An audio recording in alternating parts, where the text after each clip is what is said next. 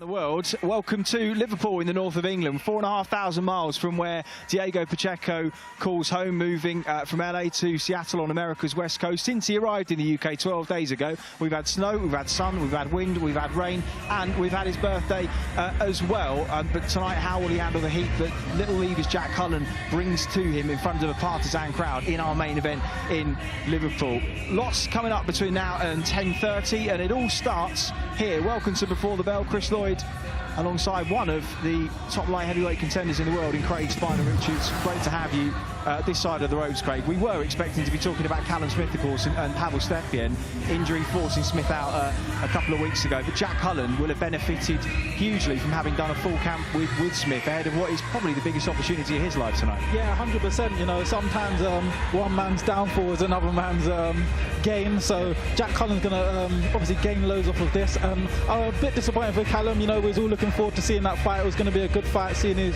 ring return. But yeah, just happy for Jack Cullen to get his moment tonight. No, you've just seen a couple of the undercard fights. A good Liverpool supporting cast, Peter McGrath, Robbie Davies Jr. against Darragh Foley in our chief support as well. Craig, you of course have got business to attend to in a few weeks' time, April 1st against Richard Bolotniks. Yeah. We know what he brings, and we know what an awfully resilient man he is. We saw that against Joshua Buatsi at fight camp a couple of summers ago. But I sense for you it's a fight that you know is dangerous, but it's one that you need in order to progress back into world level and the big boys. Yeah, of course, we know he's tough. We know he brings the heat to the game every time. It's not my first rodeo to fight tough opponents. No. I've fought opponents who's never been stopped, tough opponents, and you know, I've been in there and I've got my experience. And I think the stage I'm at my career now, world level, if I'm going to push on to the big boys, I should be able to do a job on guys like Richard Bolotniks. So it should be a good one for me, definitely. We were just saying off air, I feel like you're probably the one of the 5 British light heavyweights that occupy the Ring magazine's top 10 that doesn't necessarily get the credit you deserve for some of the performances, particularly Dimitri Bivol, because he wasn't globally rated at the time when you pushed him to a very, very close decision. People decided last year that actually he is really good, and unfortunately those people just got it wrong before. I guess your time will come, but I know you feel as if things are really coming together for you. Yeah, it's all coming together to me now. You know, obviously I didn't have the massive amateur pedigree, and now I'm there pushing on to coming into form and ready to really go and show that now. And Dimitri Bivol's a great operator before I fought him. You know, he beat a lot of the world champions nearly every single round. And I remember Andre Ward done a documentary on him previous to that, talking about if he ever came out of retirement, it'd be for Dimitri Bivol because he rates him as the best light heavyweight. And that's the sort of things I saw what I wanted to go and challenge myself and fight him. And I think after my fight, a lot of people discredited him. I was glad he got his credit back after the fights like Canelo, etc. Well, I know you've been sharing some good rounds over the last few months with young George Liddard, who is first on our Before the Bell segment. Just going to take a look at the action we've got to come. We've got a couple of really tasty fights for you. So George Liddard in against Daniel Chevioslik. Liddard only 2 rounds or less in his debut. Can the fighter in the opposite corner provide any sterner test? Campbell Hatton in against Michael Gronji, the Italian based out in Germany, in our second contest of the evening, 6 rounds of super lightweight, and then an all-Liverpool derby at middleweight between Paddy Lacey and James McCarthy. And that could be really one to look forward to, and one that definitely will not disappoint. Do stick with us for this one. Akid Fiaz and Dean Dodge, who pushed Reece Bellotti really hard at the back end of last year for the Southern Area title. Akid Fiaz 10-0 now, looking to push on himself, but I think he's in a real firefight here in our 4th contest on Before the Bell. Welcome to those of you just tuning in on the stream. We are ready to get the action underway between George Liddard and Daniel Chevioslik to bring the fighters to the ring. Let's hand over to our Master of Ceremonies here in Liverpool, Mr. David Diamante. Ladies and gentlemen, good evening and welcome to the M&S Bank Arena here in Liverpool, England. We are live on DAZN for a big night of world-class professional boxing. We begin tonight with a 4-round middleweight affair set to make his ring walk from Poland. Please welcome Daniel Chevioslik. Yeah, from Rudaslaka in Poland, Daniel Chevioslik looked in really good nick on the scales.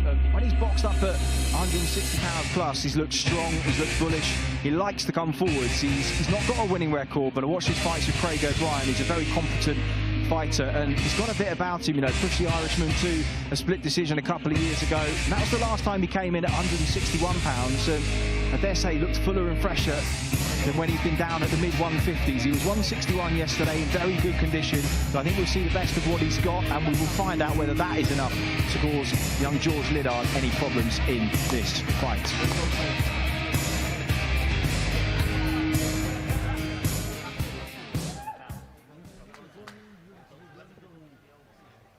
And now, entering the arena, please welcome George Liddard.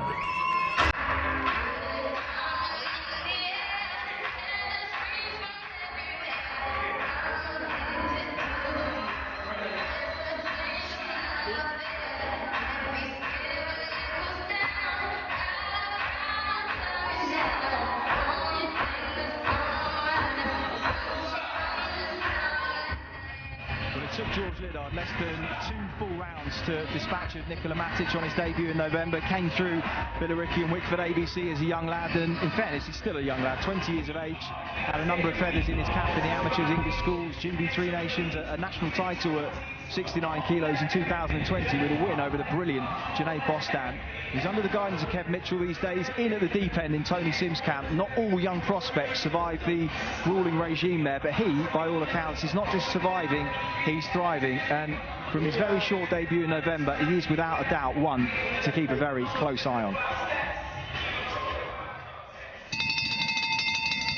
Ladies and gentlemen, once again, good evening and welcome to the M&S Bank Arena here in Liverpool, England. We are live on DAZN for a big night of world-class professional boxing. It's all being brought to you courtesy of Mr. Eddie Hearn of Matchroom Boxing. We're sponsored by Betfred, Stagefront, and JD Sports. All of tonight's bouts are sanctioned under the auspices of the British Boxing Board of Control. The steward in charge is Josh Sadler.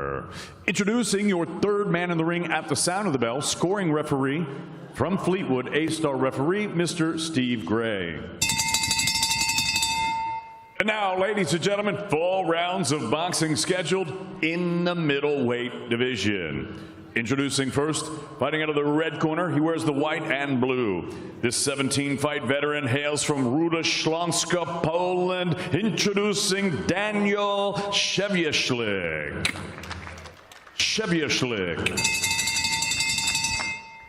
And his opponent across the ring, fighting out of the blue corner. He wears the black trunks with the gold trim. He also scaled at already 11 stone, 8 pounds, 1 ounce. His young professional record thus far perfect, 1 fight, 1 victory, and that victory came by way of knockout. Ladies and gentlemen, please welcome the 4-time amateur national champion, the 2-time international gold medalist, fighting out of Billericay, Essex, George Liddard.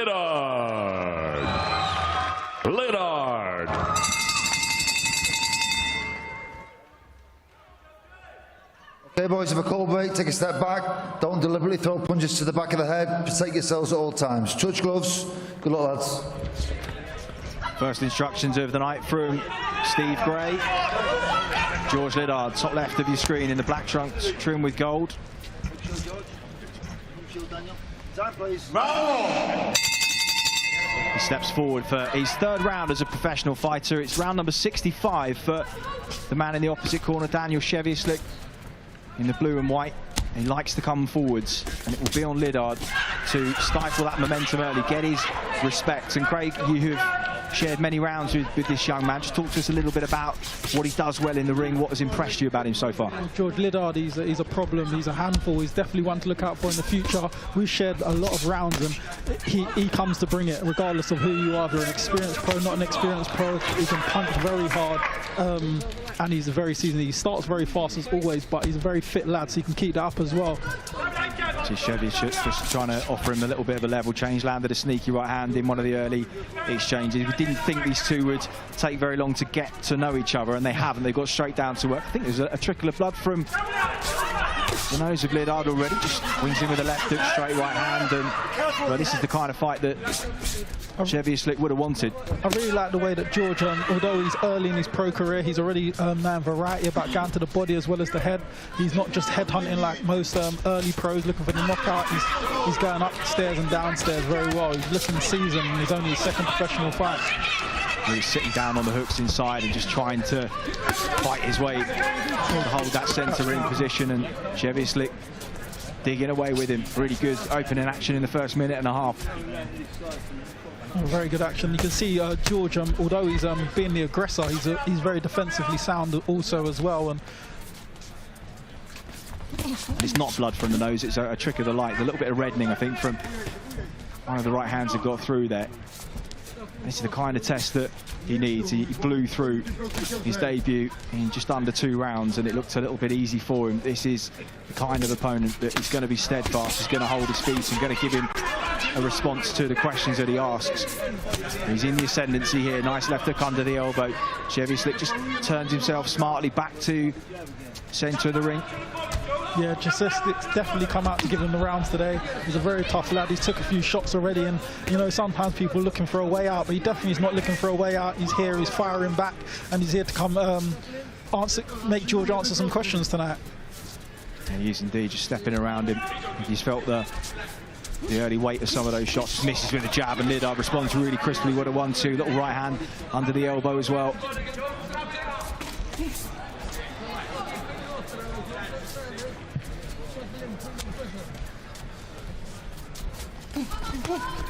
Watch your head, Starts. Be careful. Yeah. Definitely got a lot of action in this first round straight away. As you said, they didn't take long to get to know each other at all. Yeah, both like to fight in the same way, which guarantees you one thing. Nice left hook just round the guard of Chevy Slick. Just switches southpaw as the bell goes for the end of round number 1. Well, that was all action-packed. Really, really good opening first round. Kevin Mitchell in this corner with Mark Seltzer there. He's back to the screen, the Cutsman, and Tony Sims as well. Mitchell, of course, a brilliant fighter himself. Not all that long ago, he was good enough to win a world title, but for so many fighters, everything has to align at the right time for him. That just wasn't the case, but what a talent he was, and really seems to be enjoying his role as a trainer these days. Yeah, Kevin, he seems to even love, and he's more passionate about the training than he is actually when he was actually fighting, and he's dedicated himself to the Matchroom gym and obviously learning his craft of Tony Sims. He's a man who's very dedicated to the cause day in and day out, so he's under some good guidance, and yeah, he's enjoying it. He is, and that's about as relaxed as I think you'll see a fighter in a corner. Chevy Slick and his trainer, it sort of almost looks like they're at a bar. Yeah, he's very relaxed. You know, if the rest of the fight's anything like the first, I think the fans are definitely in for their money's worth tonight. And so scheduled for 4 rounds this, so expect the pace to stay as it was in the first. Liddard lands the first stiff jab of the second round, starts to put the shots together. Again, just caught with that little sneaky right hand on the turn.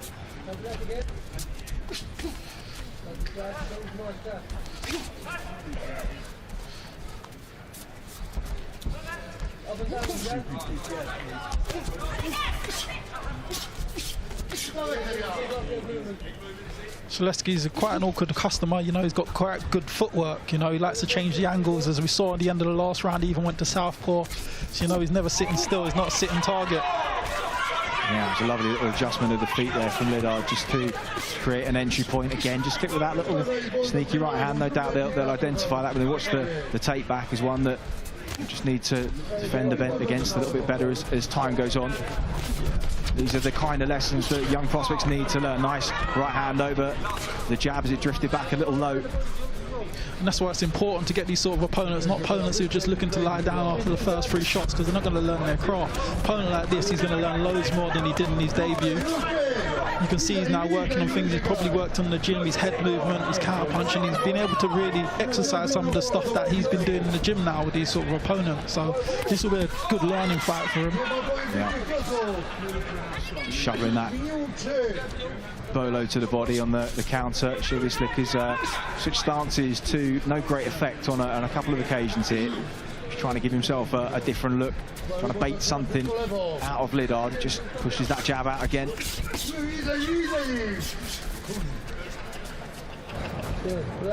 Yeah, he's such a tricky customer. But George is doing the right thing, working off of the jab and biding his time.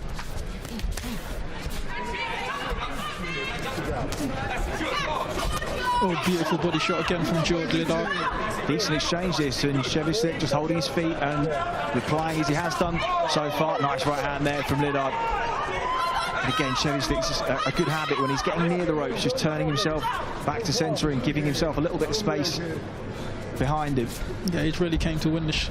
He's really come to win, you know, like he's frustrated at times. He just missed a shot. You saw him show signs of frustration, which means he's really up for this. And in contrast, I think George Liddard looks like he enjoys himself, and I think he looks like he likes a bit of a tear up here. And I was hearing from Kev Mitchell in the hotel earlier this week. He said just a real handful. Felix Cash attests to that. Conor Ben too. John Riley himself, I know. Oh, he's definitely a handful, and he loves a tear up. No matter who it is, he loves a tear up and enjoys it. He's not shy that way, or he doesn't shy away from that at all. Good job at the end of that round. We're coming up on Before the Bell. Campbell Hatton looking to go 10-0 as a young professional, after dispatching of Dennis Bartosz out in Abu Dhabi at the end of last year on the Bilbao Ramirez undercard. Matthew Hatton just going through the final preparations for his young fighter. He's got Michael Gonji, Italian, based in Frankfurt these days. A good upset against a fighter called John Bielenberg from Germany a couple of fights ago, one that he wasn't expected to beat. He's been on a decent little run, 4 wins in a row. I think he probably represents the biggest threat that Hatton has faced so far, and he will want to get another win away from home against a well-backed novice home prospect. That is coming up after this. It's going to be exciting, that fight, because Campbell has showed signs of improvement throughout all of his fights. He's definitely showed improvement in his last 2 fights, even getting stoppages, so probably a good time to test for him. Yeah, it certainly will be. We'll talk about that fight after this. George Liddard into round 3 or 4. He's starting to get the better of Chevyslik here and landing the best shots, but the Polish fighter is holding firm and trying to trade with him when he can.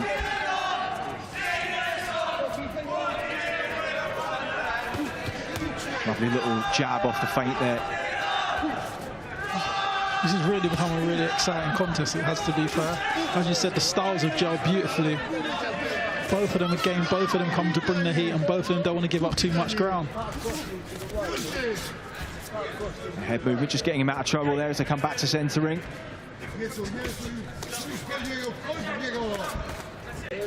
Beautiful jab.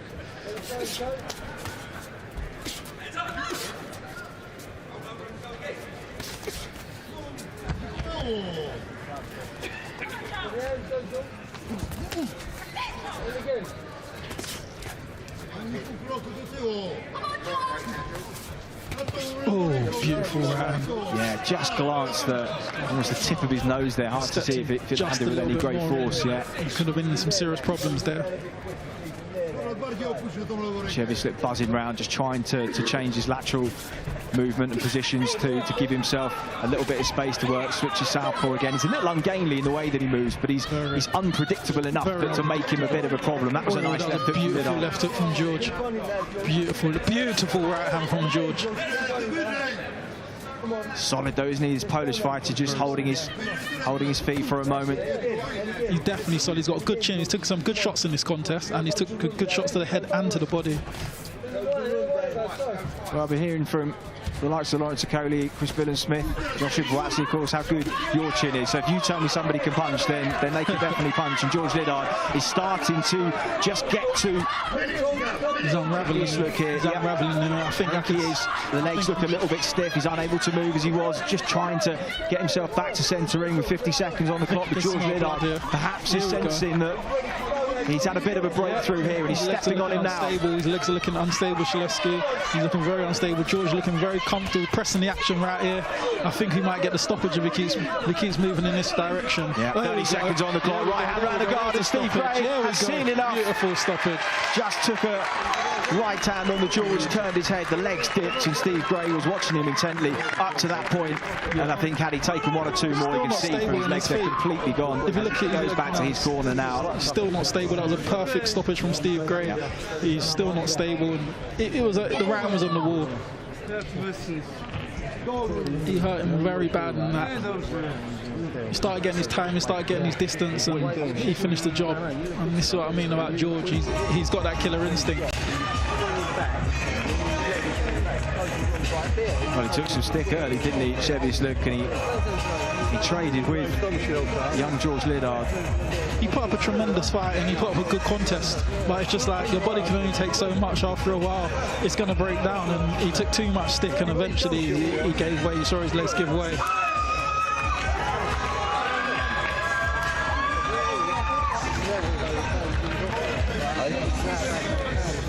Well, that was the right hand as they exchanged with the same shot at the same time. The legs of the Polish fighter just dipped for a moment. Suddenly the movement looked uncomfortable. His legs were stiff. He couldn't find the space that he was, and I think he was relatively clear in his head, but his legs just weren't attached. That was the last shot, and well, that's the experience from Steve Gray. And strangely, there were some replays earlier of the ending of Anthony Joshua and Alex Povetkin when Steve Gray managed to come in simultaneously, pushing Joshua away and also getting behind Povetkin and stopping him falling and hitting his head on the canvas. He's a very, very good referee. Very good. He's seen enough to know when a fighter's one punch away from disaster, and that was the punch that it was. And well, you see there in the quick of a flash, a big man Steve Gray too, but he got in there. Yeah, look at that, perfect timing. That stoppage was perfect. If we got one more punch, we could have had a casualty on our hands, which we're not looking to have. And it was a great stoppage. I'm glad Steve got in the way in time, but it was a perfect stoppage from George. That left hook hurt, didn't he? Hurt him bad. He never recovered from that right hook right there. He never recovered. And from there, the right was on the wall. Okay, well, David Diamante is standing by at centering. Steve Gray has the fighters. Let's get the formalities underway.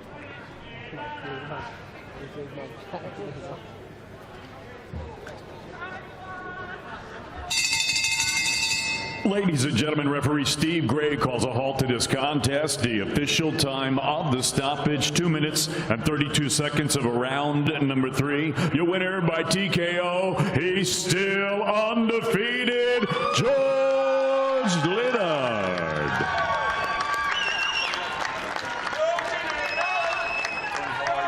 Nice to see you, brother. You all right? Good to see you, my friend.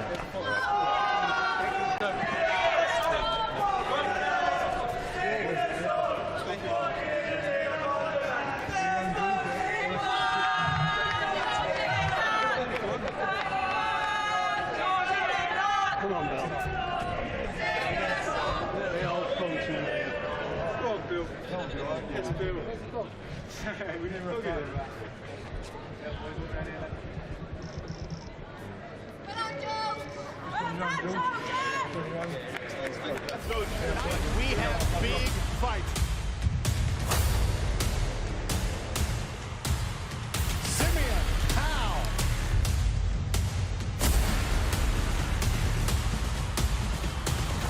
The end of the fight. Counter did shave. Big fight.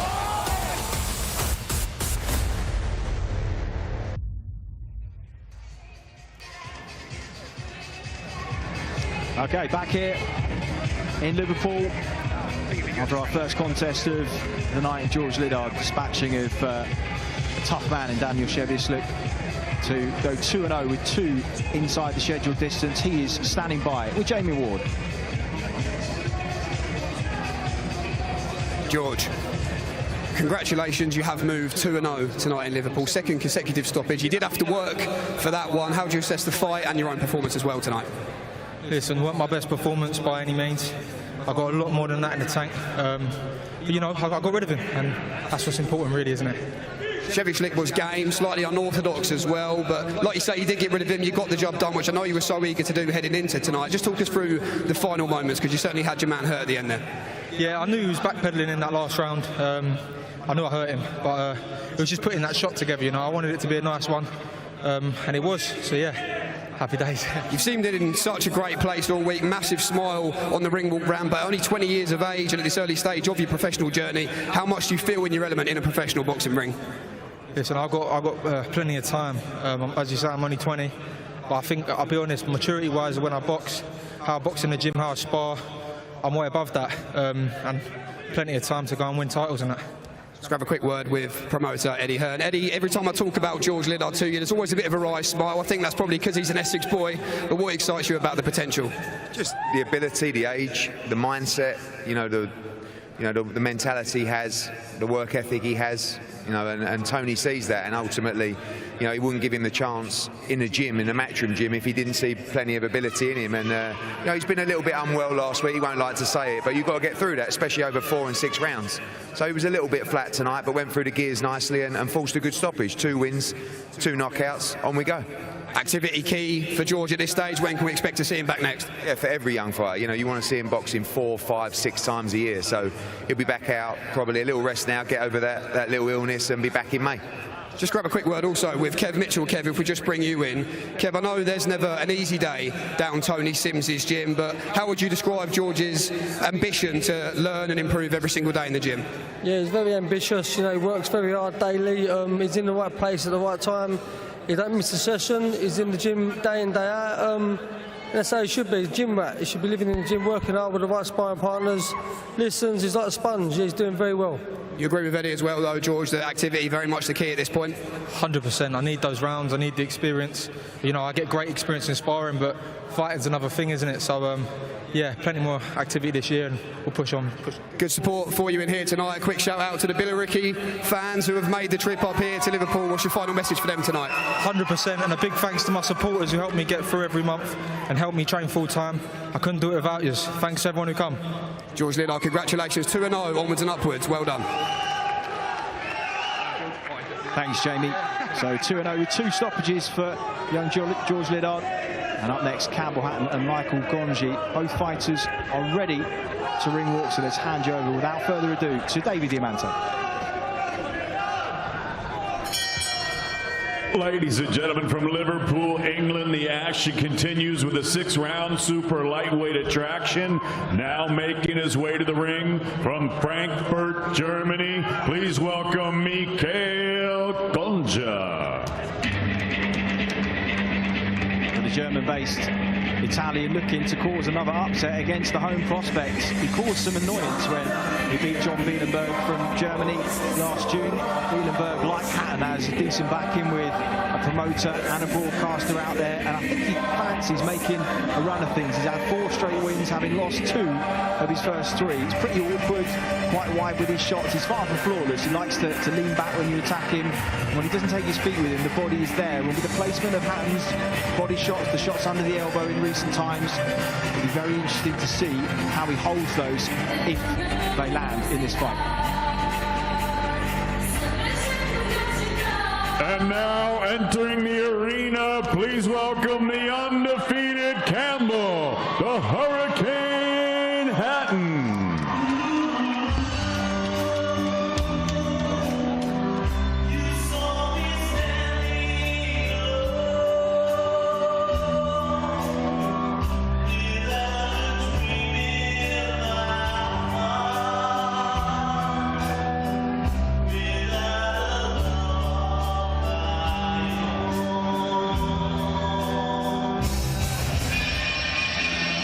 Stopped Dennis Bartosz in a round last time out in Abu Dhabi, the 4th country he's boxed in under 2 years as a pro. And we've tracked the whole journey so far. He came under a fair bit of criticism in the early days, had that tough scrap with Sonny Martinez on the Joshua Usyk one undercard in front of the best part of 70,000 people. He was fortunate to get a decision, but they've done a good job of scaling him back since. They put him on lower key slots on cards, out of the spotlight, and he's made considerable improvements in the last 8 to 10 months. His body work, as I mentioned in the last fight, easily the best it's been so far. Landed several under the elbows of Bartosz on the Bivol Ramirez undercard, hurt him badly in a round to end the fight. He's sparring Lewis Ritson of late, who was in camp ahead of the Darragh Davies clash last weekend. Tonight, he can move his career record undefeated into double figures. Ladies and gentlemen, from the M&S Bank Arena, Liverpool, England, live on DAZN, we are set to go with a special super lightweight attraction. It's all being brought to you courtesy of Mr. Eddie Hearn of Matchroom Boxing. We're sponsored by Betfred, Stagefront, and JD Sports. Introducing your 3rd third man in the ring at the sound of the bell, scoring A-star referee from Liverpool, Mr. Mark Lyson. And now, ladies and gentlemen, 6 rounds of boxing scheduled in the super lightweight division. Introducing first, fighting out of the red corner, he wears the black trunks. He scaled 9 stone, 10 pounds, 14 ounces. His professional record, 4 victories, 2 defeats with 1 draw. Fighting out of Frankfurt, Germany, please welcome Mikhail Concha.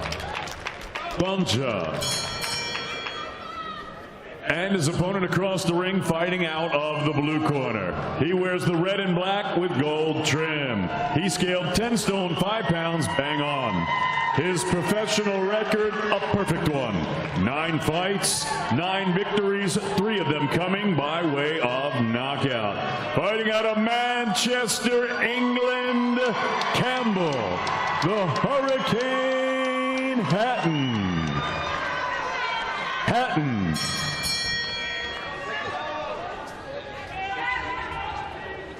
Okay, boys, both know the rules. I want you to obey my commands. Tell you to break clean, to defend yourselves at all times. Good luck to you both. Final instructions from Mark Lyson in the 10th professional contest of Campbell Hatton's career. His first outing this year. His opponent in the all-black trunks, the Italian based in Frankfurt, Michael Gonji. I think this will be a very interesting contest where I think Hatton's made vast improvements over his last few fights. And this guy's been on a winning record 4 in a row, so they're crossing paths at the right time for him to get his experience, Hatton, really. Triple jab there, couple downstairs, landed a right under the elbow before that as well. Gonji just a little bolo on the counter there, just up the middle.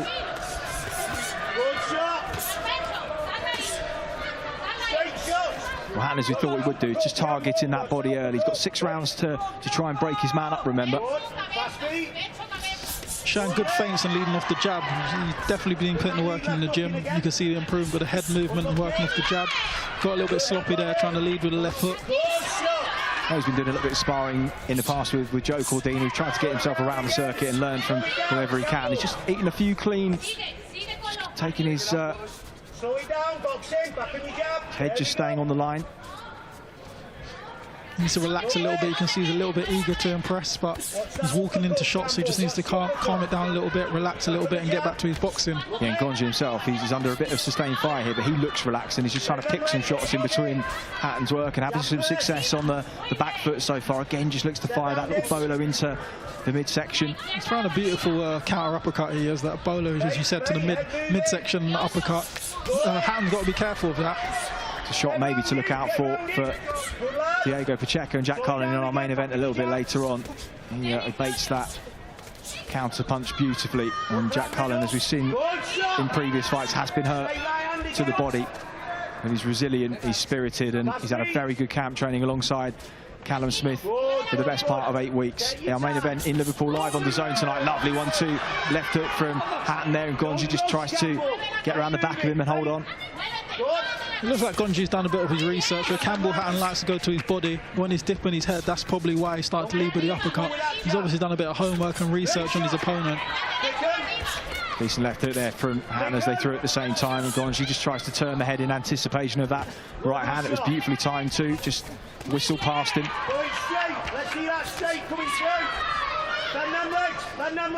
Campbell Hatton's definitely come to get stuck in tonight. He landed a stiff right hand just as they broke apart there. He's wasting no time at all. Decent work rate in this first round. Gonji's had his moments of success as well, just on volume landed, and watching Hatton as the man that's pressing the fight, just give him this first round. You can see Gonji's still just getting warmed up, just still going through the gears here, but that was a good first round. Good first round. A busy first round from Campbell Hatton. Yeah, Campbell Hatton didn't come to the feel-out process there at all. You can see Gonji's got a little bit of know-how though, just turning the head to try and ride those shots. That's probably the cleanest three-punch combination that Hatton landed in that first round. But he was starting to turn that cheek as the right hand was on its way. Yeah, beautiful right hand right there from Campbell Hatton. Beautiful time with the left hook following behind. He done the right thing by tying off his man when he was hurt. But a beautiful variety from Campbell Hatton.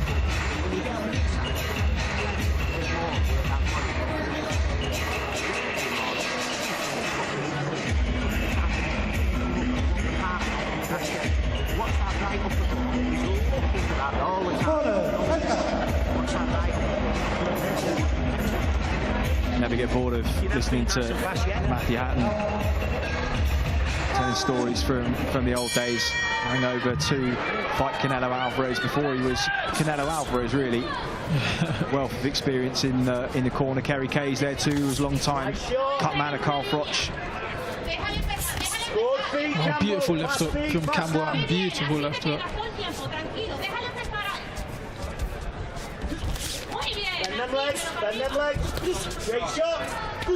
Left hook on the way out. Gonji responds, just digging away to the body.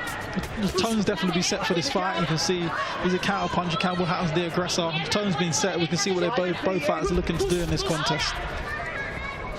Gonji seems to see a fair bit coming when he's thinking defence first. He's able to see the shots, just take the sting off of them, but just takes a glancing right hand there. Decent jab from the German-based Italian as Hatton just wings away to the flanks. A little bit of reddening under the elbows of Gonji. They exchange jabs again. Hatton bustling forwards, aggressive, trying to really impose himself on his opponent.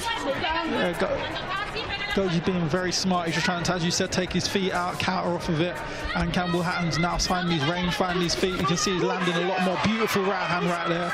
And he's landing a lot more. He's starting to find his range. And this is what it is for these contests. It's the fighters finding their time and their range. And Campbell Hatton's now finding it already in the second round.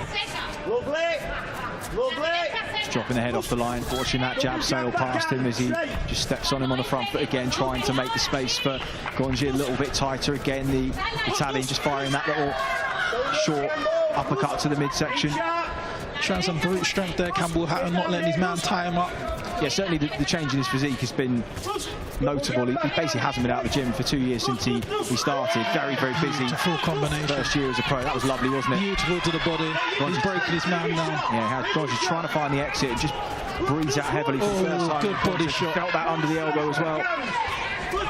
Oh, now he's bringing the uppercuts in. Oh, Campbell Hatton, this is beautiful boxing from him. Measuring his man. Bring the uppercuts to the body shots. He's really getting stuck in there. Yeah, just maybe smothering his own work a little bit there. Just sure Matthew Hatton will remind him just to take that half step back when he's bustling forward and he's got his man on the rope, just to give himself space and leverage more than anything. But Gonji's demeanour and his body language is certainly just one of a fighter that's waned a little in the last minute or so. Credit to the pressure that Hatton has put on his man so far, just feinting to try and draw a reaction there. Steps in again and Gonji holds. Mark Lyson just bringing him back to the centre of the ring, and Hatton putting the shots together again. Going to the body there, even on the way out there. You can see Campbell Hatton's targeting that body.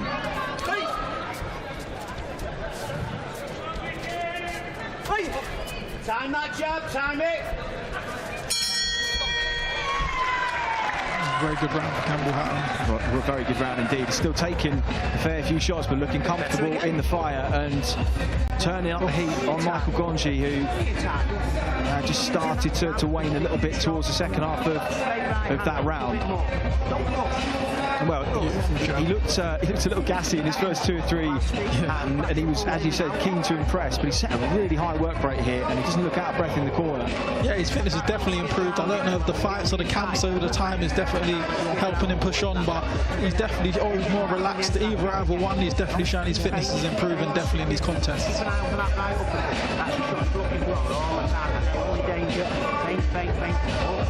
I think you will know the same with Conor Benn in the early days, that the criticism you can get for being the son of a famous father can make you or break you. It can be the thing that turns you away from the sport, the thing that comes at almost an acidic fuel to the fire. And clearly he's been working extremely hard. Every time you speak to him, he's in the gym grafting away. You can see from his physique the improvements in just the fundamentals, the basics. We know he's got good advice and training in the gym in his corner, but he's the one that's got to do the work, and just shades that he's starting to pay dividends here. He didn't miss by much there, just wing one in, and Gonji just tries to fight off the ropes, and Oh, they're having a firefight here. They're both standing there, planting their feet, sinking their toes into the canvas, and really having a firefight. They've got to be careful here. This is where the defensive skills you learn in the gym will come into play right now. Yeah, it was a good response from the Italian, just to remind him.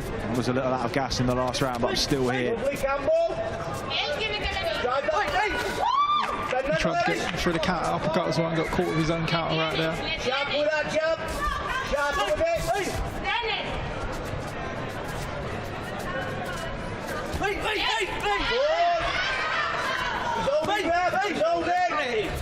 Again, Gonji's got good instinct on that little cheek turn as the right comes. He knows when it's on the way. Sometimes his head spins, and Gonji just threw a beautiful counter uppercut. That was nice. Right to the body, to the left hook. Yeah, beautiful. Campbell Hatton's got to be careful and stay switched on, because you can see his man ain't here to lie down. He ain't done. He's still got more in the tank to let go. So he's got to be careful, and he's have educated pressure now. And that's better working behind the jab. Yeah, just a sense that Hatton wants to outwill his man rather than outbox him here. He feels he's the physically stronger of the pair. I think he's right. Well, he showed that early signs on when they got into the clinch and he threw his man off. He showed he's the physically stronger man, and that would have gave him loads of confidence in that ring. And when that camera does go to the wide, you can just see the reddening under the left elbow of Gonji. Just see it on the lats at the back of him as well there. Evidence of those body shots that have landed with regularity for Hatton, who's maintained a really good pace. Very good pace, and he won't let his man breathe. The man he's not giving him a chance to breathe. He's going to the body, so he's breaking him down systematically to the body and the pressure. Oh, got caught with a good right hand in the mix there, Campbell Hatton.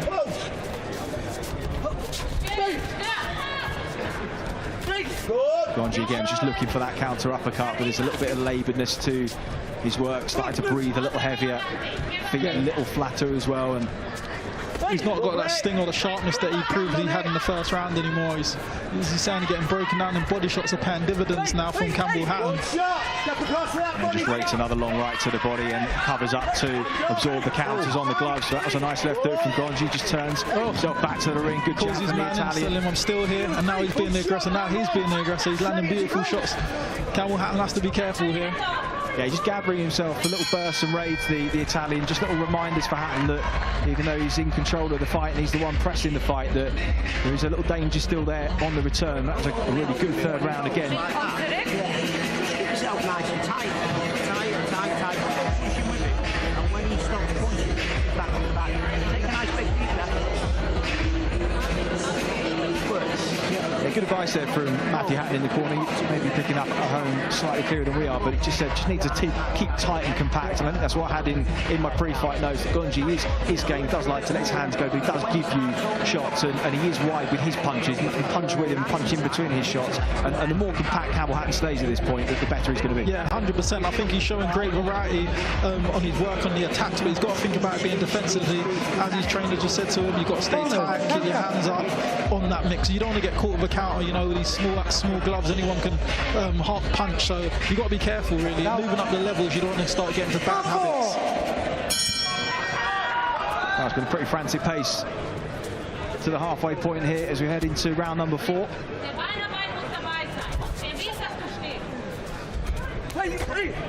Beautiful double jab. Hands up.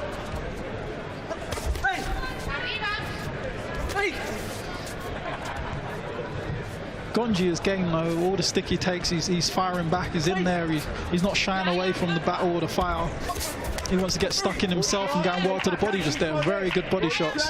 Very good body shots. And there's the counters. He just slips his feet out and counters, fires straight over the top of the shots, Gonji. Particularly when Hatton just leads off with that slightly wide left hook. He's able to just punch inside of him, have a little bit of success. And those moments of success are fewer and further between than Hatton's. But when he does put the shots together, still got plenty about him here. Hatton just misses with 3 or 4 jabs, left hook to the body, lands. Good body shot in that exchange there. Campbell Hatton went well to the body. Rolling hook, Campbell. Creep in and rolling hook. Gonji's trying to take those feet back and land the counter. Just as I say, it lands. Just look for that uppercut. Keep rolling in, rolling in. He's trying, that's what he's got to pin his hopes on here, isn't he? Just trying to walk Campbell Hatton onto something big that can take the wind out of him, or to buzz him and then try and go through the gears himself. Yeah. He knows he'll be there to be hit. Can he find the shot that does the damage? I think that's why Matthew Hatton's also trainers telling him to not stay tall, to roll the shots and then come in with the left hook. Because he's trying to instruct him to get out of the way of the fire on his way in. Yeah, he's a little upright sometimes when he's letting the 1-2s go, just vulnerable on the counter. Gonji doesn't seem to have the firepower, certainly not to this point, to trouble him. But as he goes up the levels, that is something that he will have to tighten up. Yeah, of course. So you go up the levels, they can punch harder and harder, so he's got to be very careful. Showing good signs of feint and head movements, but sometimes it just switches off a little bit, Campbell Hatton. A good counter left hook from him right there, though. Very good shot. But he's got to be careful of that uppercut again. Gonji's still throwing that counter uppercut. He's a very good counter puncher, but he don't seem to have the power to hurt Campbell Hatton. Yeah, Italian's doing well here, just walking him onto a few shots. Hatton just replying to every 2 or 3 with a single left to the body. Again, just physically being the bully. Gonji's had a good spell there on the back foot. It's the first signs of fatigue just creeping in for Hatton here. It's been a really frantic pace through these. He's kept a very high pace throughout this contest, and I'm very surprised. As I was saying, he's obviously doing his gym work. He's kept a high pace and been able to throw it, and he looks like he's still got enough pop in each shot. He's not even fading with his punch power so far, so Campbell Hatton showing he's definitely been doing the work in the gym. Yeah, certainly has a little wry smile from Gonji there, just a mouse appearing under his right eye, just evidence of a couple of those left hooks landing. No doubt they just get the end swell on to that just before it becomes anything more dangerous. But the Italian, Craig, as you mentioned there, just putting his shots together well up close, just almost a sense that he's got a bit of a second wind in that round. Yeah, he did. Definitely got to see, look, there's that uppercut again. He's landed that uppercut. He's been looking for that all night, and he's been getting it, creeping through and getting it now and again throughout some of the rounds, and that's what Campbell Hatton's got to work on. He's got to be careful with that and listen to his coach to keep moving his head.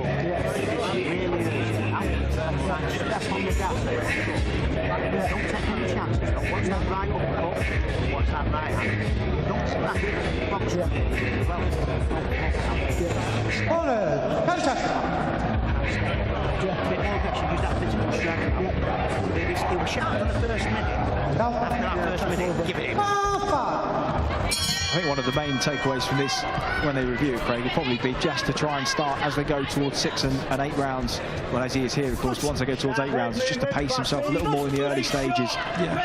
He come out the trap so fast, but you always need to do that. Got to save yourself for key moments in fights. And what he's showing here, he's been working on his S&C. He's been physically looking better and better each time, and his engine's better. And he's still got work to do here, and just the pace, the timing, going up and down those gears, crucial in his development. He's definitely heading in the right direction. He's definitely looks like he's improved time and time again. Once you're just trying to step around and give yourself some space to work again, just keeping the hands high and tight, riding the impact. It's a stiff jab that time. Campbell Hatton shows good signs of boxing at times when he works behind the jab. If he can maintain that a bit further before he goes in for his attack and listens to his trainers moving his head before he goes to the body, you can see if he puts it together, he's going to be a very, very good fighter. Just thudding those shots into the body, just keeping himself small and watching that counter uppercut whistle pass, but again, just leaving the feet behind him with that left hook. And again, that could just be the signs of fatigue as well, and he's taking the impact of that uppercut with a rear hand. A nice clean right that time. Yeah, he's getting caught with a few sloppy shots unnecessarily. Good, push him back again.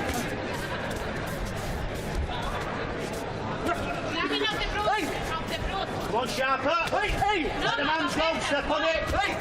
Body now. Good, again. Good. Very impressive his engine today, though. Very impressive his engine. Good. Body and head with it. Don't get predictable. Good. Again. The Italian slowing down. Oh, he landed a beautiful right hand right there. Head moving. Just as I was saying, he looked like he was just slowing down. He landed a peach of a right hand. Put the backhand on it. Gonji's trying to step on him, Hatton just taking the feet back. Lands the jab, just shelling up and just trying to give himself a little bit of a breather here. Just negotiate the last minute of there's that round number 5. But Gonji's landed a couple of good shots there. Hatton's just slowed a little in this round.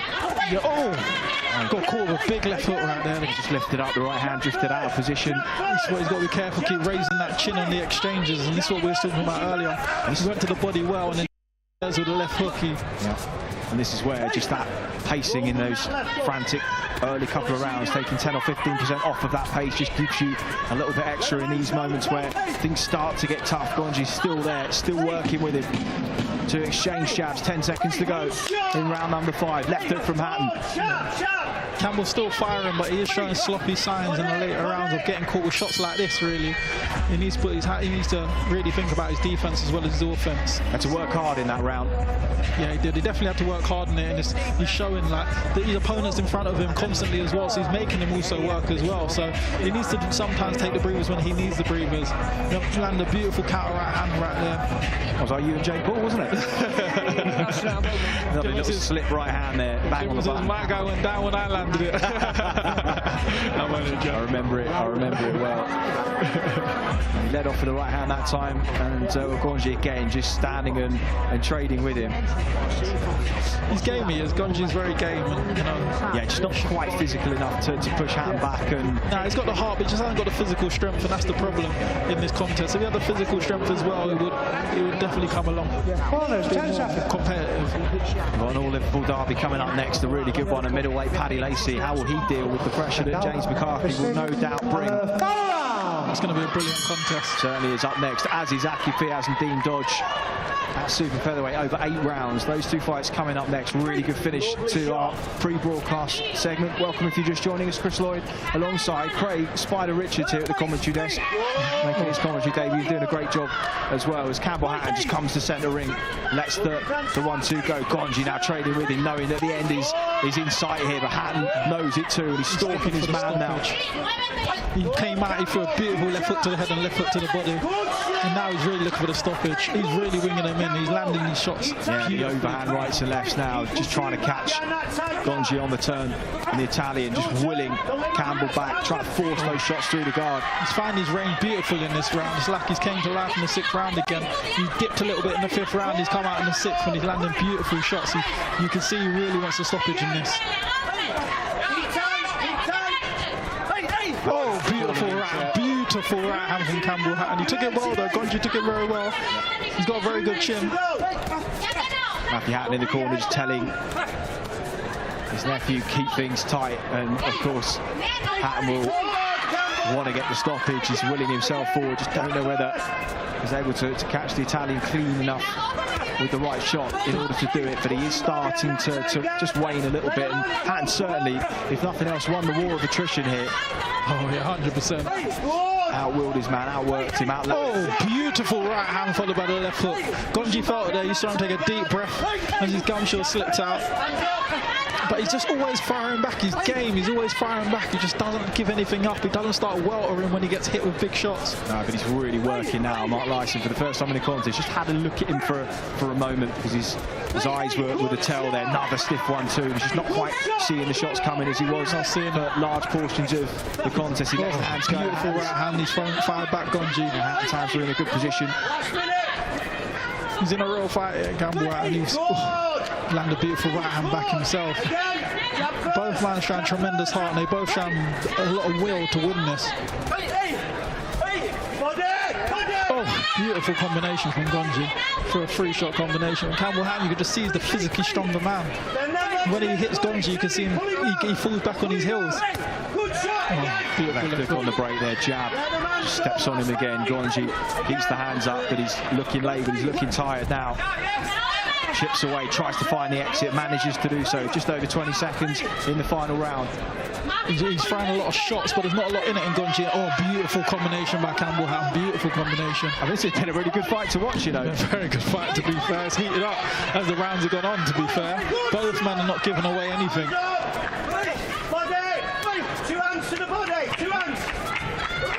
Oh, beautiful. Sinks the left hand into the body. Last exchange of the contest. Really entertaining scrap there. Campbell Hatton really had to work for that one. Michael Gonji did at points to stay in the contest, but he did so. And every time he looked like he was going to fade, he rallied and came back at Hatton. And well, Matthew Hatton congratulating him as well, because he's played a part in a really good 6-rounder. And well, it's all about learning for Campbell Hatton, as we know at this point. Oh, he would have learned plenty in this tonight.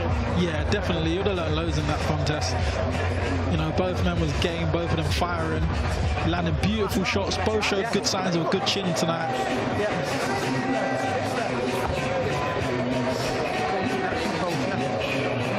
We were talking about your experience with Chad Sugden at your call a few years ago. Sometimes you get in with opponents and you're not expecting, and you get a little bit more than you bargained for. Yeah. Good experiences. It was a very good experience. I remember I hit him with everything. Both his eyes was closed. I think his nose was broken. He's still hanging in there. Mark Lyson is standing by with both the fighters. Let's head to David Diamante for the decision. Ladies and gentlemen, after 6 rounds of action here in Liverpool, we go to referee Mark Lyson's scorecard.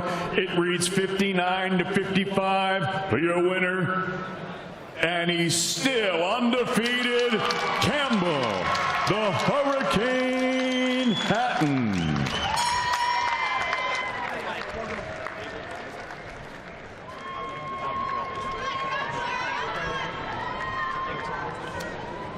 Ladies and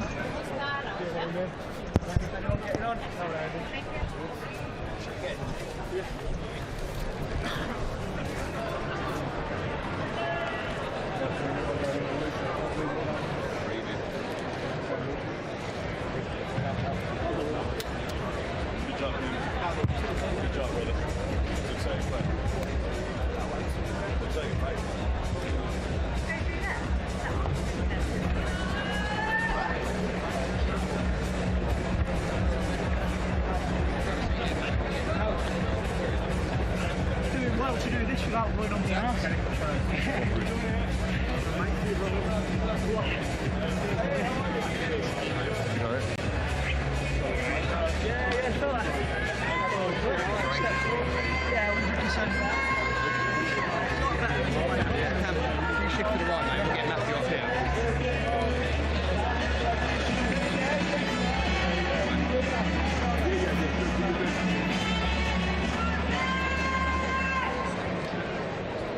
Okay, well, back here in Liverpool, Campbell Hatton goes 10-0 as a professional. He is standing by ringside with Jamie Ward.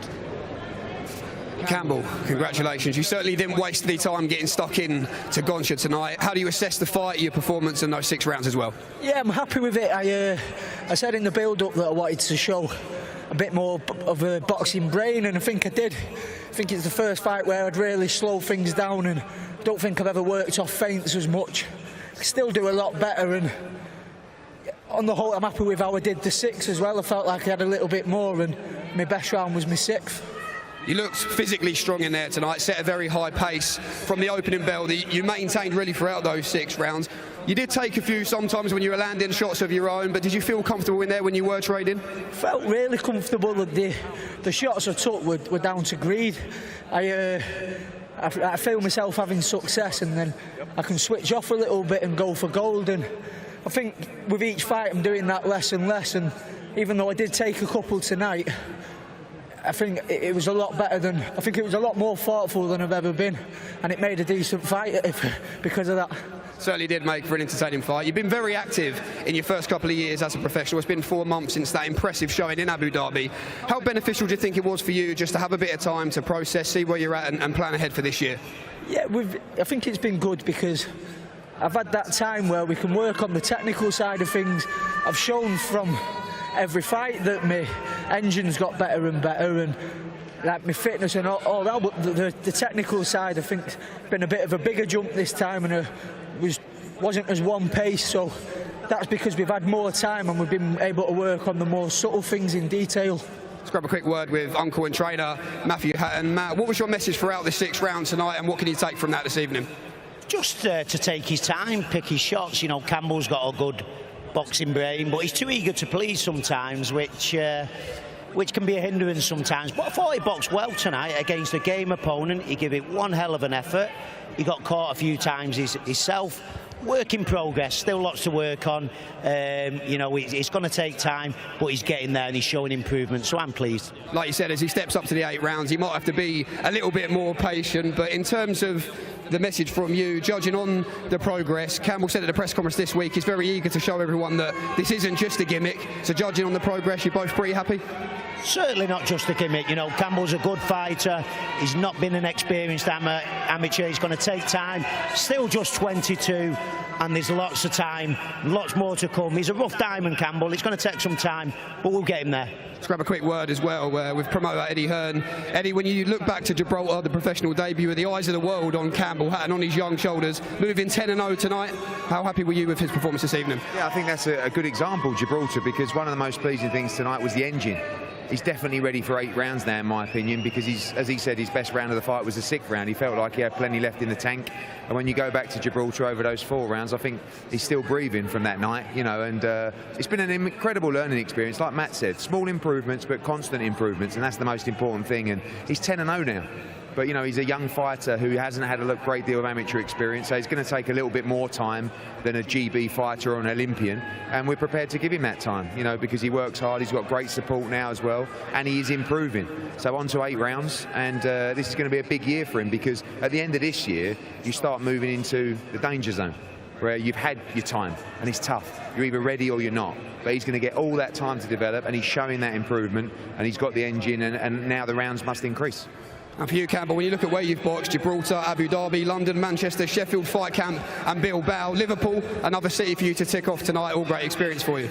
Yeah, I was buzzing to fight in Liverpool. I've always been really welcome whenever I've been here watching boxing, and that's saying a lot being a Blue, so it's been great to come down here, and I'd love to come down again. Great stuff, Campbell, well done. Thanks, Jamie. An honest assessment of proceedings as always from Matt and from Campbell. Wonder if he might fight for a Central Area title this year. Bradford's Jimmy First, the champion. He's had 3 wins since that big win over Justin Newell last year. He defends the belt against Yorkshire's Josh Padley tonight as well. Could we see Hatton up against the winner a little bit later this year? Another good win for him, moves to 10-0 as a professional. Up next, this one, an all-Scouse affair between Paddy Lacey and James McCarthy. David Diamante standing by to bring the fighters to the ring. So let's head over to him now. Ladies and gentlemen, the action continues from the M&S Bank Arena with a local Scouse middleweight derby. Set to make his ring walk, please welcome Jay McCarthy.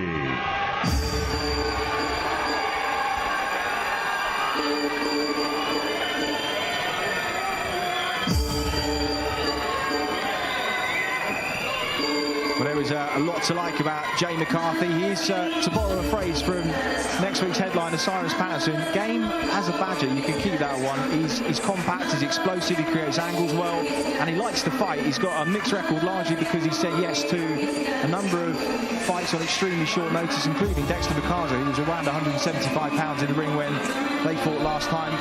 That size and notable absence of preparation period was a stretch too far for him, as it was against Michael Hennessy. But for this, his second local derby in Liverpool, is where he should be. 160 pound on the nose, a little more notice, a good matchup on paper, and a decent pocket of fans in here already, ahead of nearly 5,000 expected in the M&S Bank Arena later on tonight. And now entering the arena, the undefeated Paddy Power Lacey.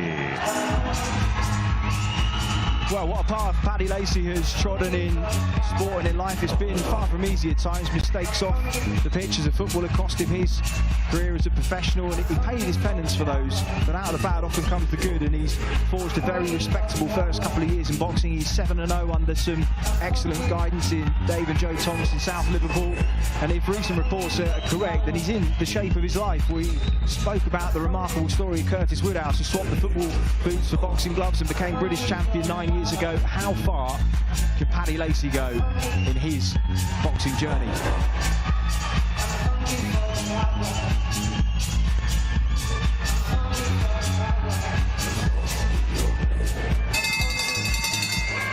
Ladies and gentlemen, from Liverpool, England, live on DAZN, we are set to go with a special middleweight attraction. It's all being brought to you courtesy of Mr. Eddie Hearn of Matchroom Boxing. We're sponsored by Betfred, Stagefront, and JD Sports. Introducing your third man in the ring at the sound of the bell, scoring A-star referee from Fleetwood, Mr. Steve Gray. And now, ladies and gentlemen, 6 rounds of boxing scheduled in the middleweight division. Introducing first, fighting out of the red corner, wearing the black trunks with the gold trim. He's scaled 11 stone, 6 pounds, 15 ounces. His professional record, 2 victories, 4 defeats, 1 draw. Fighting out of Liverpool, ladies and gentlemen, Jay McCarthy.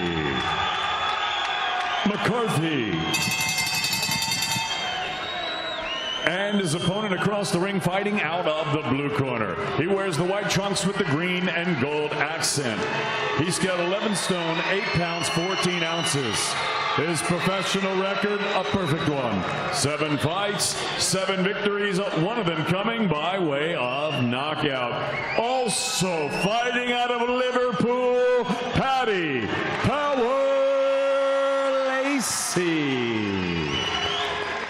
Lacey. Elizabeth Colbert, take a step back. Don't deliberately throw punches around the back of the head. Protect yourselves at all times. Touch them up. Good luck, lads.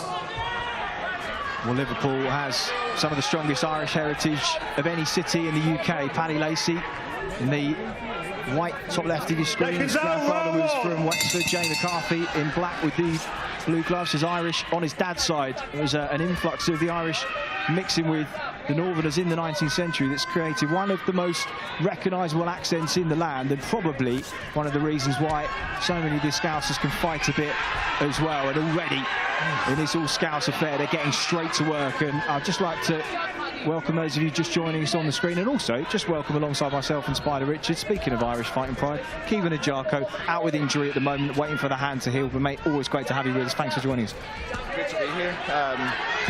Out injured at the moment, but yeah, it's good to be in Liverpool. Paddy's really getting down to business. He's put McCarthy on the back foot, and it's going to be an exciting fight. I know you've done a little bit of sparring with Lacey as well. He's learning on the job. 7-0 as really a novice professional. He's got a few advantages here physically. Got to try and get Jay McCarthy's attention early, hasn't he? Because McCarthy, the fighter that likes to gather momentum as fights wear on, and if Lacey can't keep him at arm's length, it could be a tough night for him. Yeah, it could be a tough night. I didn't expect Lacey to come out and take centre of the ring. I thought McCarthy would have done that, but Paddy's someone who's tall for the weight with long levers, and he likes to fight on the inside, so this is going to be a great fight. I think Paddy needs to be careful, though. He can't kind of be drawn into McCarthy's fight. Yeah, and he has established centering in this first minute and a half behind a stiff jab. And those long right hands as well for Jay McCarthy. He will keep coming all the while he can. And there's always so much more on the line when you get local derbies as well, you know. Got area title fight feel about it, this one. Yeah, 100% it has. You can see it's the local derby and both man's pride on the line, so sometimes they don't stick to the game plan or stylistically how they're supposed to. Sometimes it turns into a firefight. Everything goes out the window.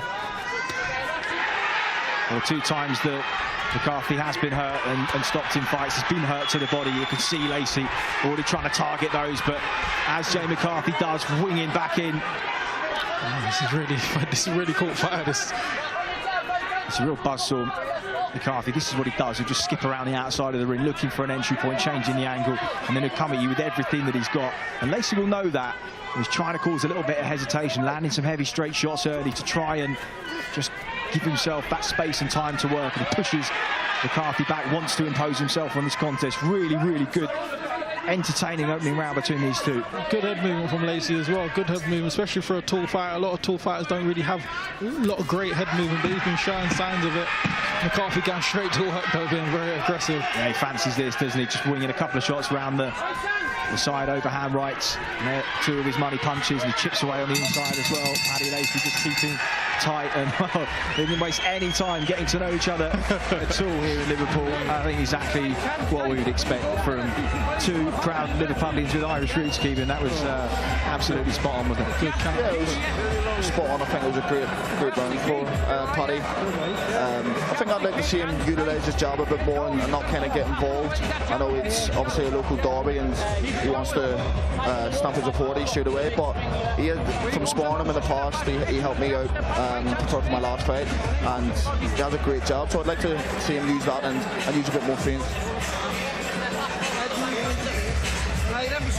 Yeah, Michael Hennessy, Mick's son, showed perfectly how to use your height and reach advantage that he had over McCarthy. Just sniped him with that jab from range, took his feet back quickly when McCarthy attacked. I think it's fair to say McCarthy's hands are a little bit quicker than his feet, so as a taller fighter, as you often are in fights, Craig, if you can take that distance away from a shorter opponent, establish the range, you lower your risk in a fight like this. Yeah, 100%. Sometimes you don't need to get involved unnecessarily. Obviously, at times in boxing, you're going to have to get involved when a man's bringing it to you. You can't just get on your back, but if you can avoid it and you can land without getting hit, it's always the better option.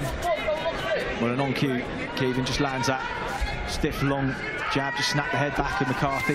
He wings in with those archetypal wide shots. Lacey just looking for that left hook to the body that's been McCarthy's undoing on a couple of occasions. He knows he's in a fighter here, Lacey. Knows he can't afford to get complacent. Yeah, of course, McCarthy looks really up for this one. And when McCarthy is on that front foot, if he gets past that first jab, you know you're getting both barrels from him. And that's what Lacey will be expecting. He knows he's got to be economical with his work and precise with it too. That was a good one too, and again McCarthy just following him in. Key left foot come off the gloves. Key factor is for Lacey to also not switch off at any time either, because once he gets past that jab, he could get caught with anything. So his back's switched on for this whole contest as well, not switching off for any second, because you can see what McCarthy's intentions are here. Yeah, I agree. I think he has to keep McCarthy busy with feints with that jab, but he's working well inside here. Beautiful work, beautiful work. Land a stiff jab in the mix of that combination as well. Stiff right hand. Yeah, little reverse 1-2, starting to turn through the shots here, and McCarthy trading with him. Trying to fight his way out of the corner. He's doing so really well here. Good body shots. He hurt him to the body there. He's hurt him to the body. And Lacey just trying to chip away at him. McCarthy tucking up on the ropes. Still a minute 25 to go in the second round. Telling him not to get a breather. I think he got hurt to the body there, but Lacey's got to be careful what's coming back at him as well. See Steve Gray, normally it's the shorter fighter that's responsible when the heads come together, but it's just telling Lacey off, just dipping his head in when McCarthy had his back to the ropes, and again just looking for a counter right hand, came off the shoulder that time. McCarthy's still hurt to the body. He's skipping around, he's tying up as soon as he can. I think he's still hurt to the body. He's trying to catch breathers as much as he can. Lovely feet from Lacey there, just shuffled across after the right hand to create the angle. That was a lovely shot to the body, and I think McCarthy felt that. Is he just inferencing to Steve Gray that it was perhaps a little bit low?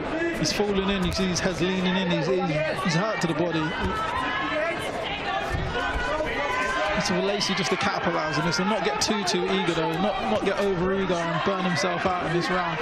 Like picking his shots precisely and being defensively sound at the same time. Great job from Lacey. I think that's what he has to do. Just set everything up with the jab and keep McCarthy at the end of his jab. 100%. He just took a beautiful counter right hand just there.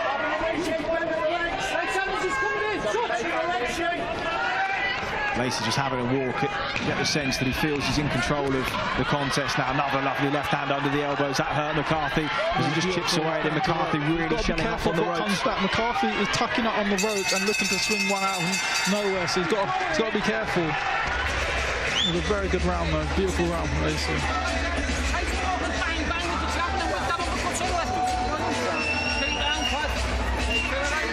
That right hand. as he got him pinned in that corner. Well, you see, he got caught with a count on 2 counters, and he was going to work there, so he's got to be careful. Yeah, I agree. Lacey can't get complacent where he's inside, trying to let his shots off. He has to think about defence as well as attacking. Of course, definitely, I totally agree with you.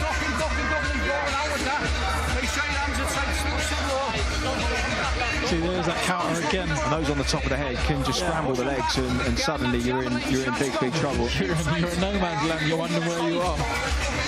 So yeah, you've got to be careful. This is what I mean. McCarthy's playing possum on the ropes, and he's winging big ones in over the top, and he's got to be clever and be defensively sound. He's got to understand that.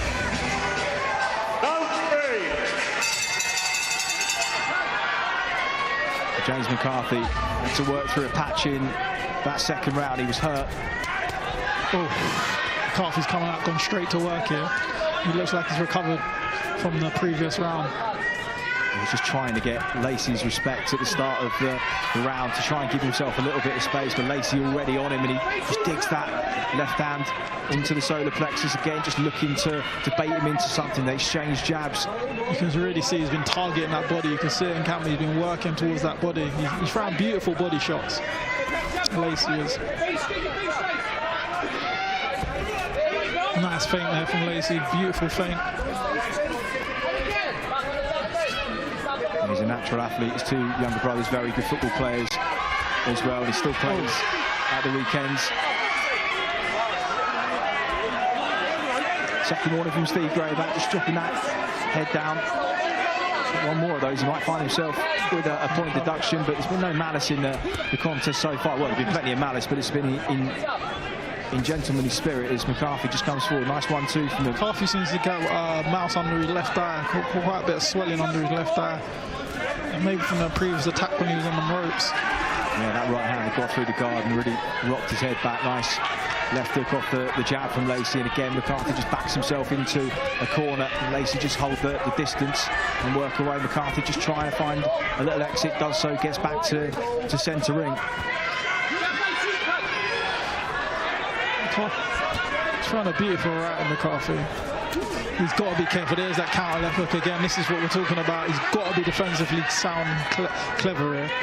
He's also almost using a surprise attack against Lacey. He's waiting until Lacey starts punching, and then he knows that his defence isn't great, and letting his hands go. 100%, I totally agree. He's playing possum, and he's waiting for him to get comfortable and confident, and he's winging them in when he's least expecting them. He's complaining to Steve Gray again just about the heads coming together, but I think inevitably when they're both shelling up, trying to stand as they are now, just work around the inside, it's going to happen, and he's just got to deal with it and either get his head into a safe position or work away before Lacey gets too close. Steve Gray is having a look at that. Lacey just works around the inside of the body. Shots beautifully. Lacey's picking his shots beautiful now. Jab into the head and going to the body beautifully, stepping round. A bit of blood just around above the right eye of James McCarthy. There's a little cut in the eyebrows, a little nick there. It's hard to see from our ringside position. We'll get a better look at that as he just pirouettes around, and Lacey just caught him. Steve Gray just warning him there. It may just be a slight nick above the right eye. Doesn't look too, it's not visible, but McCarthy responds really, really well, and so does Lacey. And now they go to war with just a few seconds to go on the clock. No. All action here today, all action. 2 men giving it everything. Seems to be that sort of tone today of a lot of the fighters, giving everything and being in firefights today. Saying in the Liverpool arena today.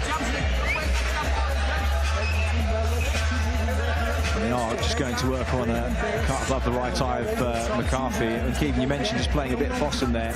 And when he does go to work, he puts everything into his shots, doesn't he? Oh, he does. He looks dangerous when he starts to letting his hands go, but he works in small spurts throughout the round. But when he does go to work, he's very dangerous. He wings them in with bad intentions, McCarthy.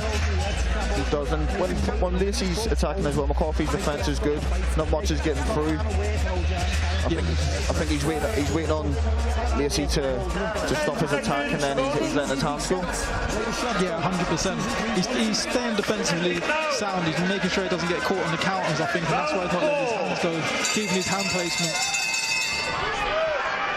his guard protector up a little high there. I wonder if Steve Gray's going to have a look at that nose, just pointing to the stall. So away we go into round number 4 of 6 here. Lacey get the sense that in control of the contest, landing the cleaner, more effective shots, but McCarthy willing himself into the contest, boxing in little bursts and raids of action as he does so.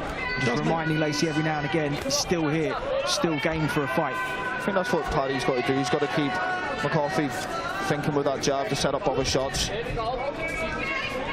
He's making his job a lot easier when he's working behind that jab, Lacey. Oh, good, beautiful body shot. Beautiful body shot from McCarthy. Just reached to parry that lead, didn't he? And of course the arm outstretch just gave McCarthy the gap to throw that left hook, but Lacey again just back on the front foot, left right hand to the body, just touches him with the jab upstairs. There we go. This is what we was talking about on the return. This is what we was talking about, getting caught on the counter attacks. This is exactly what we was talking about, playing possum. Plays possum and he comes out with something. It's like he's watching, he's keeping his eyes open. Lacey stalking now, just seems to have a little more in the tank. McCarthy trying to have a breather, but Lacey doesn't want to let him.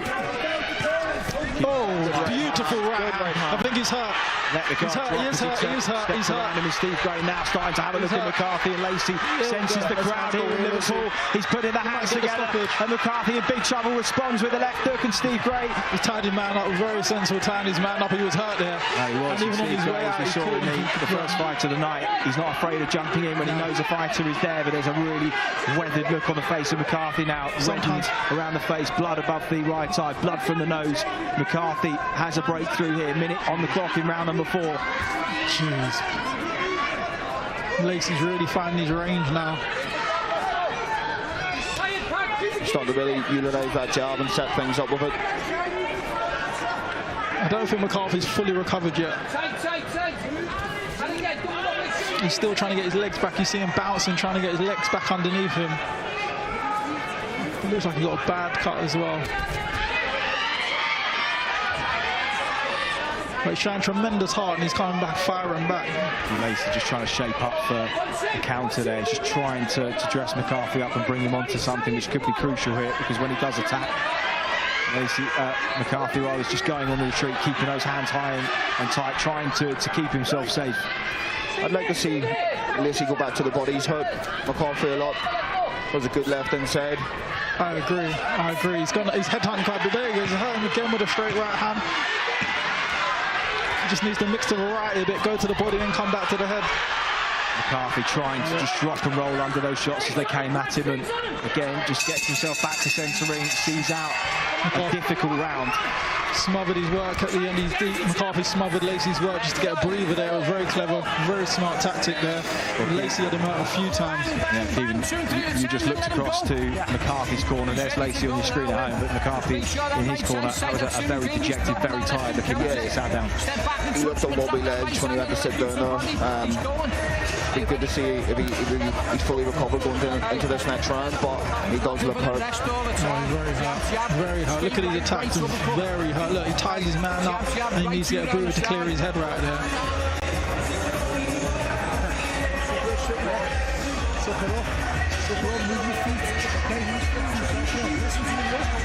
Don't switch off now, you listening? I think if he goes for a few more spells like that, Steve Gray won't be shy to jump in. He's been sparring with Hakim Palmer, young super middleweight from the city as well. He went 3-0 in December. Jack McGann as well, who's got a good team around him. Frank Greaves, Martin Murray too.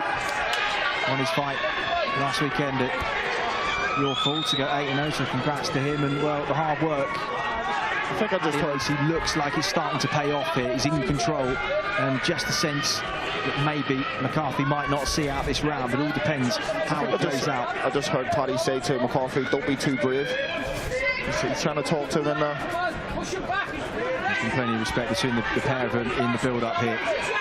And I think both of them know what the score is at this point in proceedings. Is Lacey just touching him with that jab, looking to set something up downstairs.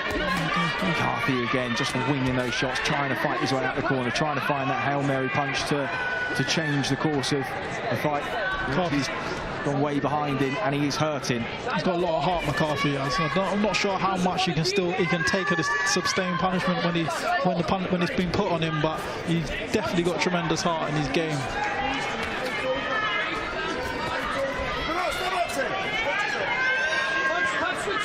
That left hand just under the elbow, just landed on the belt. Steve Gray just warning him to keep sure, make sure it's staying above the belt. Oh, good right hand, uppercut, just putting the shots together. That was beautiful. Right hook, right uppercut, right uppercut. It was a beautiful combination.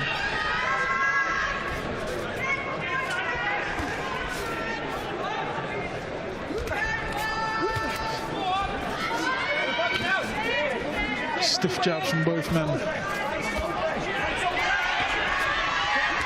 And now Lacey starting to go through the gears. McCarthy is static on the looking in trouble here. I think Steve Gray's going to start looking in. A look at him and he just finds a nice counter. There's that coffee. And every time you think he's going to fold, just finds something to keep himself in the contest. And Lacey again back to centre ring. Bit of blood from his nose now. He took a really clean shot in that exchange and he just stepped off for a moment. And McCarthy's given himself a little bit of extra time. Uppercut through the middle now from McCarthy. I'm not sure if Lacey got a little bit hurt there. Maybe he did, but how much has McCarthy got in the tank? Can he capitalise on this moment? Lacey stepping around him now. He's gone very flat indeed. Yeah, he has. He hasn't recovered. I think that shot actually might hurt him a little bit. He doesn't have the same spark or spring in his step as he previously did. Right, suddenly gone flat here. Lacey and McCarthy giving himself an absolute lifeline. Not one that he can capitalise on at this point, but enough to just give him something to hang on to going into the final round. Been a brilliant scrap this so far. Lacey just missing with that slightly laboured jab now. Just chops away with those shots to the body, but there's less behind them than there has been. And again, McCarthy looking for that counter left hook off the ropes. Good body shot. Good body shot. Good shooting. Well, we set this up as potentially one of the fights of the undercard, and it has been so far, as Paddy Lacey goes back to his corner and cutting a tired figure for the first time in a contest that is largely dominated him. Well, we said he had to be careful when he's letting his hands go, and we found out exactly why. Yeah, 100%. I feel like McCarthy wasn't able to capitalise on it. Obviously, of course, it's been an exhausting contest, but he did get caught with it, and he was just fortunate his man couldn't capitalise on it. Well, there's Dean Dodge, who pushed Reece Bellotti really, really hard for Southern Area title. He's fallen short to that kind of level on a couple of occasions, but he believes that tonight is his night to upset a very well thought of prospect in Akif Fiaz. There's big Johnny Fisher. He's in against Alfonso Damiani, third on our televised broadcast undercard. Ring was scheduled at roughly 10 to 9, first bell shortly after. Been out sparring with Carlos Takam and Joe Joyce stateside. Takam, of course, in action against Tony Yoka this weekend as well.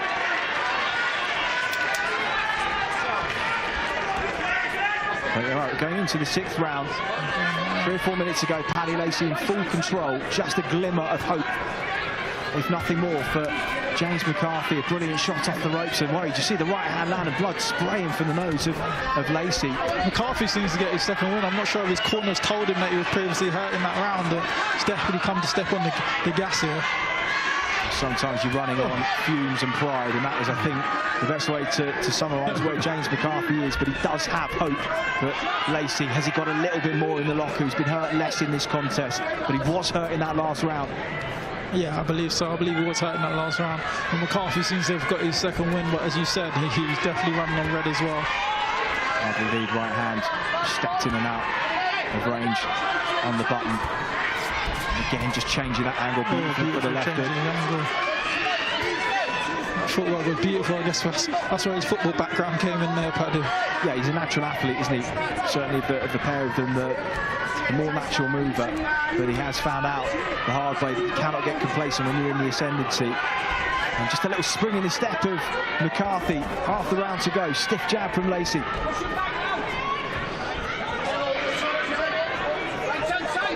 Both men obviously putting their all in here, and that's the thing about the local derbies. You put your all, there's pride on the line, etc. Oh, beautiful shot. Well, McCarthy now just having a moment. He's pushing Lacey back. He has his moments, don't he, McCarthy? When he has his moments, he really goes for it. Lacey just shakes his head. He knows if he gets to the end of this, he's got this on points in the bag. Oh, that's a lovely right from McCarthy. Shooting over the top. Steps around him back to centre. He's got to find something big here. He's very dangerous on encounter. When he's getting attacked, McCarthy is very dangerous. Lacey's got to stay switched on. Well, what a credit McCarthy's been to his team, to himself, because He looked down and out a couple of rounds ago, and he is behind on the cards. There's no way he can win this one on points, but he's given himself hope in this last round, and he's shown an awful lot to will himself back into this contest. And it's been a really competitive last 2 rounds as Lacey digs away with that right hand to the body again. Showed a lot of will, a lot of heart he has. Unbelievable spirit. But there we go, see, you never can count him out. He's always firing back. A dangerous man from the start to the end. A little smile from Lacey there, because I think he really respects the work and the will of the man in front of him, but he probably senses he's got things in the bag now. Lacey would have learned loads in this contest. He would have learned loads. You know, really pushed him to the wire. He was McCarthy. I agree, I think. Oh, look at this. Lead after right hand from Lacey. Oh, he's looking dangerous. Looking like he's going for the stoppage here. McCarthy hurt here. Oh, Lacey just misses with that overhand right on the bell, and Lacey goes straight over to McCarthy's corner. McCarthy to Lacey's. A brilliant clash between 2 Scousers with fighting Irish roots, and didn't they show it there? Beautiful contest, beautiful contest. They both put it all in the land, both showed tremendous heart. You know, it was one to definitely watch. The great local derby, I think. The 6th round would be valuable for Paddy. He was made to work in there. He got hurt, I believe, in round 5, and I think this will benefit him for the future. Yeah, 100%. They're valuable rounds they are. You can't buy that experience. That was valuable rounds.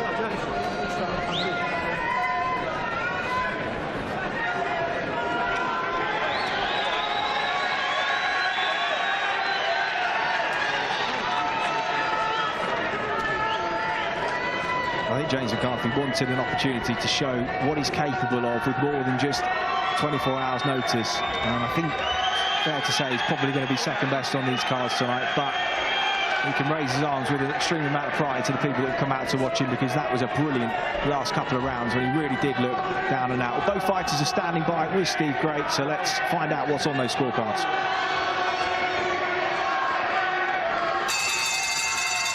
Ladies and gentlemen, after 6 rounds of action, I think we need to put our hands together. Both these men doing their city proud. Referee Steve Gray scores this bout 60-54 for your winner. He's still undefeated, Paddy Power Lacey. Well, the scorecards don't always tell the story of a contest. And once again for Jay McCarthy, please. Certainly with a lesson in those last couple of rounds, and credit to James McCarthy for bringing the heat right to the end of that contest. But victory for Liverpool's Paddy Lacey moves to 8-0.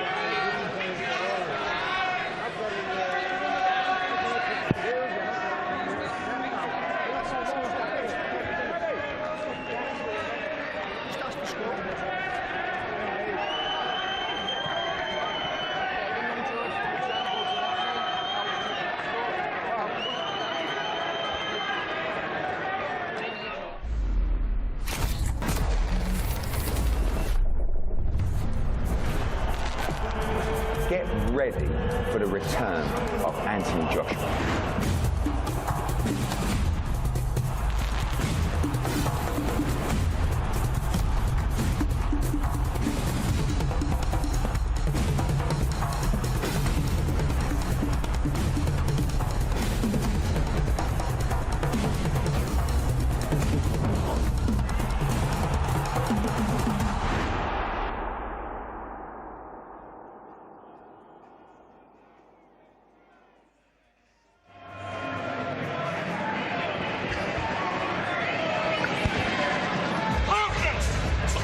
So 3 fights down here in Liverpool. Here we are. Darren Barker's just joined us on the commentary desk. He's not on till just after 7. Hello, mate. So we've got one fight coming up next. Aki Fiaz against Dean Dodge. Darren, I think that mic's working. Quick word from you on Dean Dodge. Pushed Reece Bellotti. He did really hard for the Southern Area title. We know Bellotti come down a couple of levels after those defeats to Jordan Gill and Ray Ford, among others. But Dodge took some real stick in that fight. I think Aki Fiaz is in for a real scrapping. Absolutely. He didn't give Reece Bellotti any space space for the 7 rounds he was in the fight. Very competitive, he's very strong, physically strong. Looks like there's decent pop in the shots, so Akif Fiaz is going to have to be on form. He's going to have to be on his A game to win this one. But I think it's good matchmaking for Akif Fiaz and Dean Dodge, if I'm honest. Yeah, Fiaz has done the hard rounds on Steve Wood's circuit in the early part of his career, been pushed in some decent scraps. He hasn't been matched easily, had that good experience out in Abu Dhabi as well, last time out on the Bivol Ramirez undercard as well. He's been moved well to this point, but this is a litmus test for him, isn't it? Yeah, 100%. This will really be a test of character here. You know, he hasn't got the knockouts a lot of pros maybe start getting when they're leading up to 10-0, and he's in with a tough opponent. So this will really be a test of character. But sometimes with fighters, when they up the level of their opponent, the best comes out of them. So it'll be very interesting today to see what which version of him turns up today. Yeah, very much echo the words of Carl Frampton in that aspect, who he was originally brought in sparring for, and they liked him so much, Jamie Moore and Nigel Travis, that they kept him on. Frampton says he can really punch, but he hasn't shown it in his contest so far. No stoppages in 10. Could it be the night where this one ends before the final bell? We've got 8 rounds, I beg your pardon, at super featherweight. Akif Fiaz and Dean Dodge coming up next. Jamie Moore is in the ring, Errol Johnson as well. Both fighters ready to ring walk, and in a few moments time we'll be handing you over to David Diamante. All the action, remember, starting live on DAZN, 7 o'clock local time here in Liverpool. Rhiannon Dixon and Vicky Wilkinson will contest the inaugural Women's Commonwealth lightweight title. Peter McGrail back on a matchroom card for the first time in a year or so. Super bantamweight after a couple of brilliant performances. He's got a 10-rounder against a tough man in Nicholas Batelli. Had a big moment against Sultan Zalbek a couple of fights ago. Johnny Fisher against Alfonso Damiani. Robbie Davies Jr. against Darragh Foley in our chief support. And of course, Diego Pacheco making his UK debut. Can he go from prospect to major contender? He's got a good tough test in Jack Cullen here. Both have had brilliant camps with Callum Smith and David Benavides, respectively, who will come out on top in our main event here in Liverpool. That's all to come on the main show right now. Our final contest here on Before the Bell. Akif Fiaz and Dean Dodge ready to ring walk, so to bring them to the ring, let's head to David. Liverpool, England, we are set to go with an 8-round super featherweight attraction. Now, making his way to the ring from Yeovil, Somerset, England, Dean the Machine Dodge.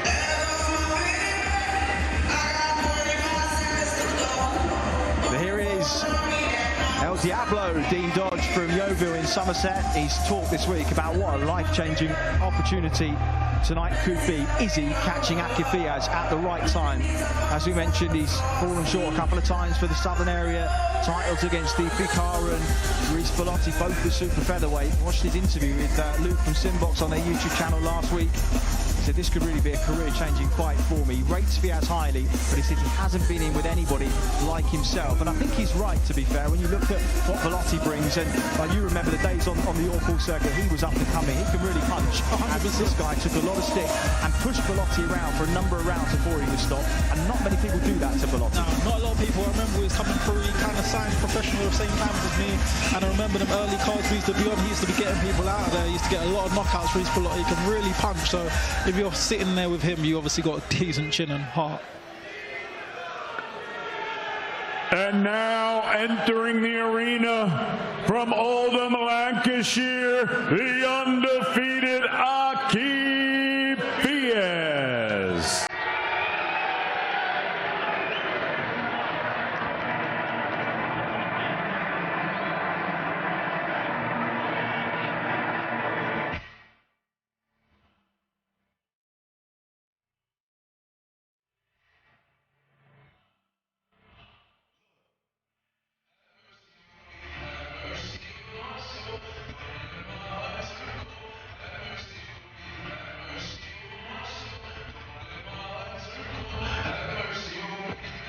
Well, we've spoken at length about the tragedy that Akif Fiaz has faced outside of this sport. It is a cliche that boxing provides sanctuary for those in need, but once again, the tale has proved to be true, whether he's used the loss of his mum and his best friend at 21 as fuel or focus or even distraction. The way he's stayed on track and improved with each fight since the most difficult of events unfolded in his personal life is one of the most admirable things I've seen in 12 years working in this sport. He's got two real guardians in his corner in Jamie Moore and Nigel Travis, who through hard work and teamwork, things are really starting to come together for them. We know he can fight, but he's starting to think, to set traps, to be patient and show crucial traits that could help him tonight, but he's going to need them against a fighter like Dean Dodge. Our final fight here on Before the Bell in Liverpool.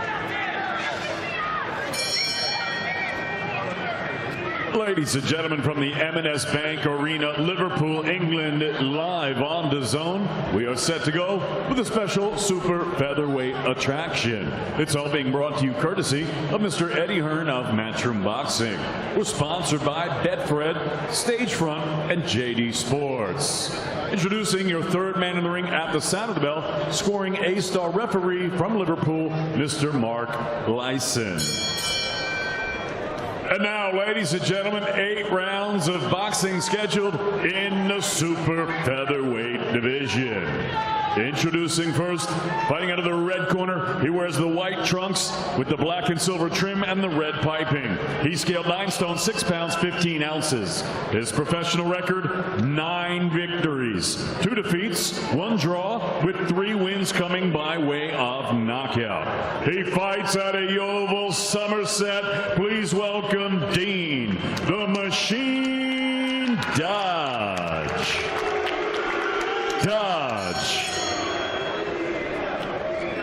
And his opponent across the ring, fighting out of the blue corner. He wears the gray with the red trim. He scaled 9 stone, 8 pounds, 7 ounces. His professional record, a perfect one. 10 fights, 10 victories. Fighting out of Oldham, Lancashire, ladies and gentlemen, the undefeated Aqib Fiaz.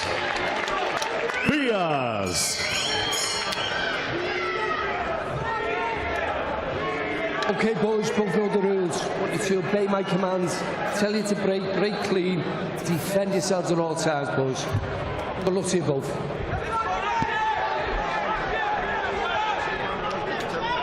So a big domestic test this for young Aqib Fiaz.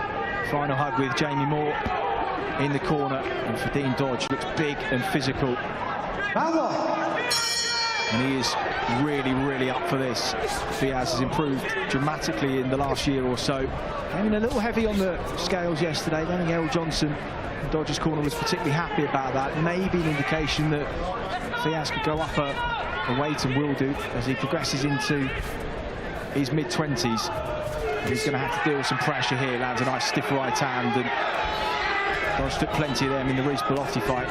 Talked about those losses to DP Carr and to Bellotti for area titles. He said, in a way, the pressure's off me now. There's no expectation on me, but I know I've got what it takes to give Aqib Fiaz a really hard night's work.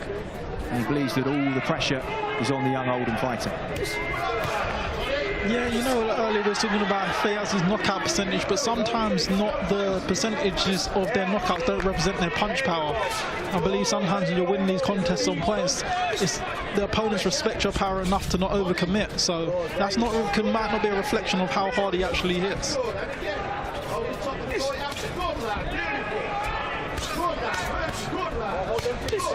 Good shot. Beautiful shot. He's a sharp shooter, Fiaz.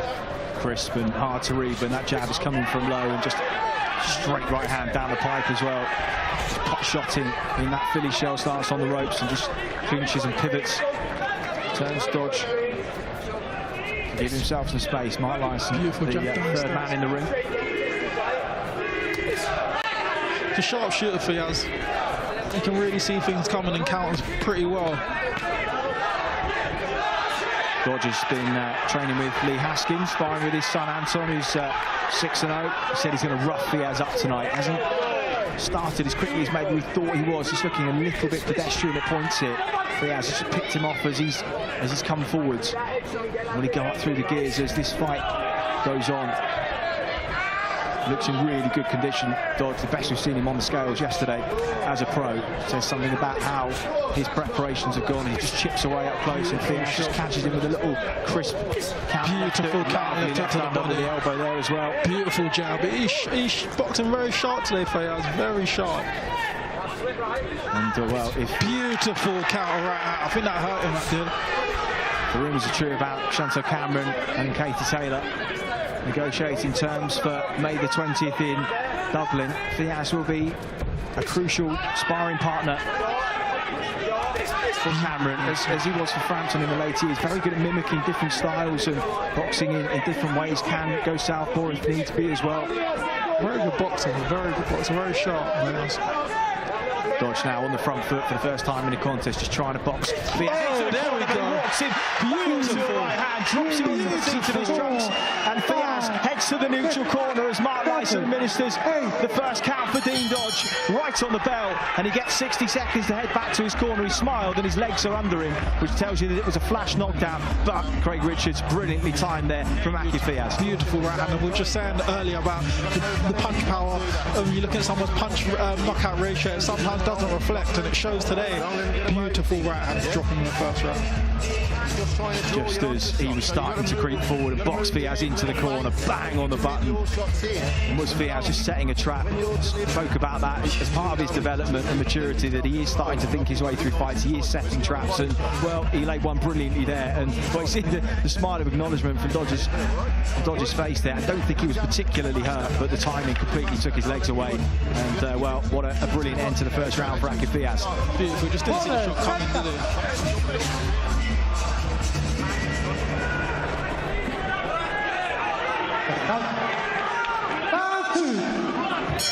And well, one way to settle the nerves in a marquee fight for the young man from Oldham.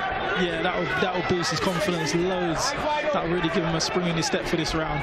He's now going to believe in everything he's been working in the gym now. See the posture just change as well. He's just now sitting off him, looking to find that same right hand again, wide base, set foot, that power punch, stiff jab, just into the solar plexus, just sits Dean Dodge back onto his heels. Beautiful counter again. Beautiful, two in a row, two left on the road. Oh, beautiful left hook. Beautiful variety. Oh, this is beautiful boxing. He has shown such a good variety today. Sharp, counter punching. Dodge hasn't really had a chance to get into the contest today. And that jab from down by the hip just gives you the full vision and sight to be able to see what's coming, but also to disguise the jabs when they land. And he's just popping his head back with it beautifully. Again, gets Dodge thinking about that left hand, helps him to set that right up if he can do again. He's just inching his feet back, waiting for Dodge to let his hands go and commit. Left hook on the exit again from Fiaz. Dodge looking laboured, looking a little... beautiful counter to the body, he's hurt him there. Fiaz just starting to find the clean, crisp shots, left hooks, upstairs and down, pushing Dodge onto the ropes. Dodge wrestling with him, fighting him. Yeah, it's very effective. His shots are very effective today, Fiaz. He's not wasting anything. He's jabbing downstairs on the way in, picking his shots beautiful, counter punching beautiful. Dodge just can't get a chance to get into the contest now. I heard Paddy Lacey talking about Robbie Davies Jr. and his approach on 3 weeks' notice in our chief support. He said he does move forward, he is strong, but in that process he can walk onto shots, and I'm going to try and walk him onto something. And well, it's the pattern and the story of this fight so far. Fiaz beautiful, and pot-shotting with some force as well. Beautiful. Really started to redden the face of Dodge, walking forward, hands high. Again, Fiaz just finding an easy exit off that left hook and the right this time. Oh, there we go again, that counter left hook again. It's landing beautiful every time. He's not panicking under pressure. Fiaz is not panicking under pressure. Dodge is bringing the pressure constantly, being the aggressor. But Fiaz is not unraveling. You presume as well that right hand that landed at the end of the first round would just cause enough hesitation. So when he uses feints like that, just offsets the rhythm of Dean Dodge, as does that stiff jab to the body after his combinations. Again in Philly shell, just pot shotting, lovely little short uppercut on the inside. Oh, there's that left hook again. He looks so in control today. The good movement, the defense is good, the counters are good. He looks very in control. It's been a very impressive start from Fiaz so far.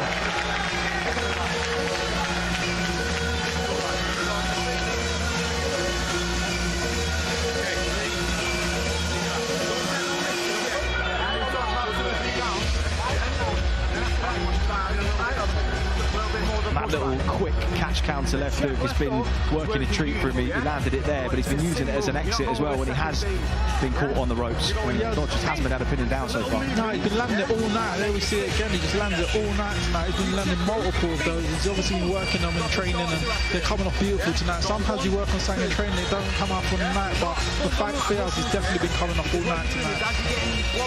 Jamie Moore always pays a huge amount of credit to his late friend and long-time former trainer Oliver Harrison for all of the lessons and knowledge that he passed on, and that very much is the legacy of Moore and Travis in their gym. And in the grand scheme of things, he's still a relatively new trainer, but he's really starting to show the dividends of his work with some of the younger fighters. Jack Catterall and Chantel Cameron, really, between them, should have all of the belts, were it not for one of the worst decisions of the year last year. And young Aki Fiaz, he's a product of their hard work and teamwork in that gym. And again, that little catch counter left hook as Dodge just stepped in a little square. And he's capitalising afterwards as well. It's not just admiring his work.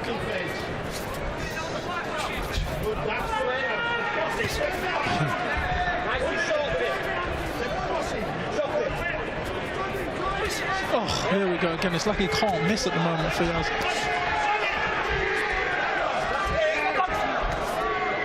Dodd just hasn't seemed to get his timing or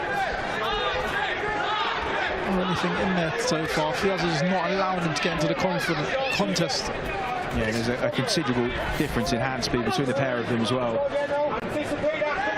It looks like Dodger's hoping that Fiaz slows down throughout the rounds. If he keeps applying pressure, maybe he thinks that he might break him, but so far there's no signs of that. Well, he's not set a high enough pace, is he? He's not putting enough pressure on himself, going to rough him up and try and make him really feel the heat. But even when Fiaz is in this position on the ropes, he looks calm, he looks composed, he looks like he has time. That's the key. 100%. There's that left hook again. Dodge trying to take the force out of those jabs as he comes forward. The right hand is arcing around the side of him, looks for that exit on the left as well. Just shuts the space down that time. And, well, even physically when they come together, and we mentioned the Bellotti fight, because not many fighters push Bellotti around. He's usually physically pretty good, and we know he can punch as well. But Dodge was the one that was marauding forward in that contest, and doing so he did walk onto shots, and that was eventually his undoing. Could be the case here, but there's a fair old way to go in this fight, you suspect. Another left hook from Fiaz, just giving himself space with the jab. Yeah, he doesn't want to be taking these on that. He doesn't want to take too many of these. You sense it could be more sort of death from 1,000 cuts rather than a single shot that really does the damage from Fiaz, but he's landing so cleanly here. Nice left hook to the body from Dodge as they sat in close that time.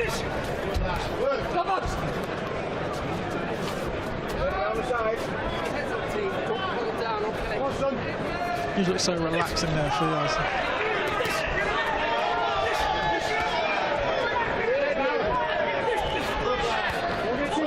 Needs to not smother his work, no. Needs to not smother his work, go back to his box and take his time, keep picking his shots. Fiaz, he's coming forward a little bit and his timing is slipping a little bit. He wants to get back to his boxing. Beautiful jab downstairs again.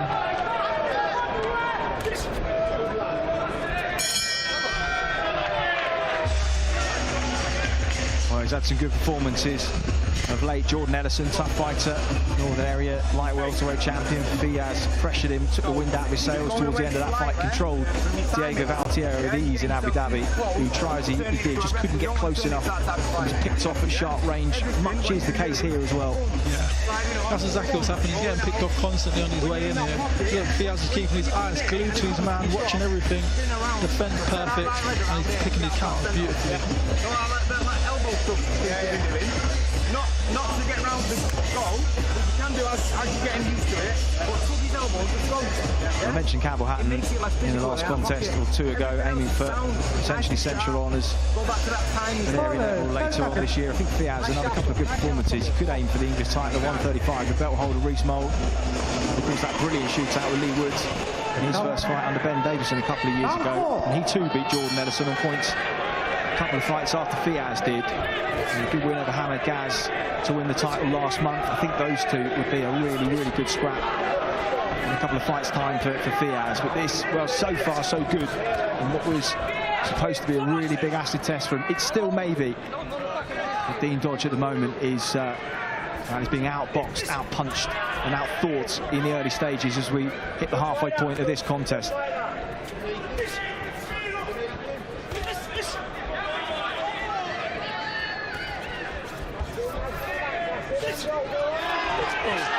Double right hand, left hook, uppercuts through the middle, all landing clean, and Fiaz starting to put them together as he senses that Dean Dodge is hurt here. Dodge trying to fire back and trying to keep his eyes clear. Lovely little angle cut to the right from Fiaz, just shovels that left uppercut through the middle. Dodge trying to respond here. Jeez. That was a good spell from Fiaz, a very good spell. He's now putting his hands together. He's not just on the counter punch, and now he's actually putting it, backing Dodge up and putting him on the ropes and letting these combinations go. If he does nothing else for 2 minutes, he's still won the round here, and Dodge will know that.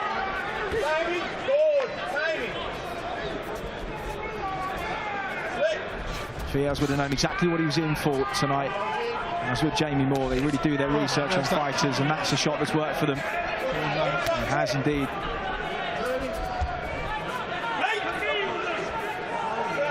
I know you guys have a system in the Sims gym, the box, where you're in a cordoned off area of the ring, getting used to being under that constant pressure, thinking there, and I'm sure that they would put Fiaz in situations like this. Yeah, you got to be cool head in a hot kitchen, as they say. You got to be prepared for all situations, because they say you stand in the ring, you're going to get wet, and that's like boxing. You've got to be prepared to get wet sometimes and work under pressure. Beautiful. Well, Dodge gave him that right hand 2 times in succession, and Fiaz knew it was coming. Little catch counter left hook, and that's hurt. It's hurt. The man from Yeovil. The rest looking in here. Right, nice, and he's having a look at him. That was lovely work from Fiaz. He waited patiently on the ropes to catch counter with that left, because Dodge is winging wide with it with that right hand, and he's staying there, heads on the line afterwards. He's not rolling, he's not taking the feet back, he's there for that counter. Yeah, he's there all night. He's not thinking about his defensive duties tonight. He's just thinking about all offense, and this is his downfall today. Yeah, and if he doesn't make adjustments, there's no need for Fiaz really to change anything. No, there's no need to change anything right now. He hasn't made any changes, no adjustments, and what Fiaz is doing is working for him beautifully tonight. Just stepping around him in a tight circle here, just thumping that jab out through the middle, giving himself a little bit of space now with just over 10 seconds on the clock as we approach this midway point in the contest. The Dodge, as we've seen in the fights where he has been beaten, it doesn't fold easily. You have to really soften him up over time. Yeah, he's definitely a fighting man. You ain't going to get rid of him pretty easy. You're going to have to really earn it. I mentioned those scraps in the early days of Fiaz's career, like Daniel Alder, Ben Fields, Jamie Spate as well. Tough men with lots of know-how, really like relish pushing young prospects, and not always easy experiences for Fiaz. And, well, one of the most difficult experiences of his life was boxing Kevin Valdespin.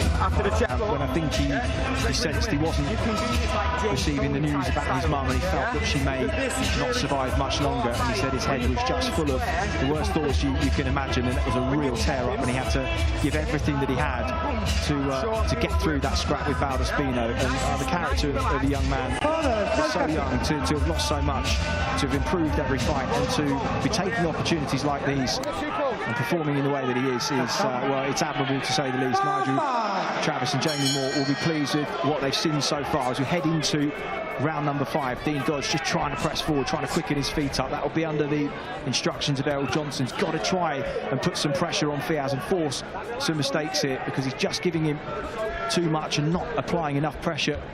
Yeah, Fiaz is in his comfort zone. He's in his comfort zone. He's got to get him out of his comfort zone. He's got to do something. He's got to change something quick.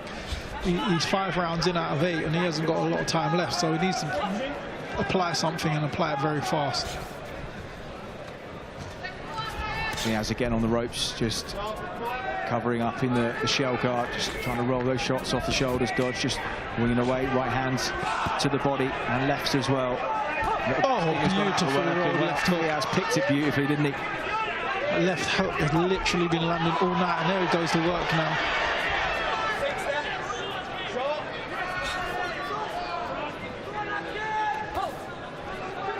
He's just so in control of this contest right now. It's like he wants to work when he wants to work.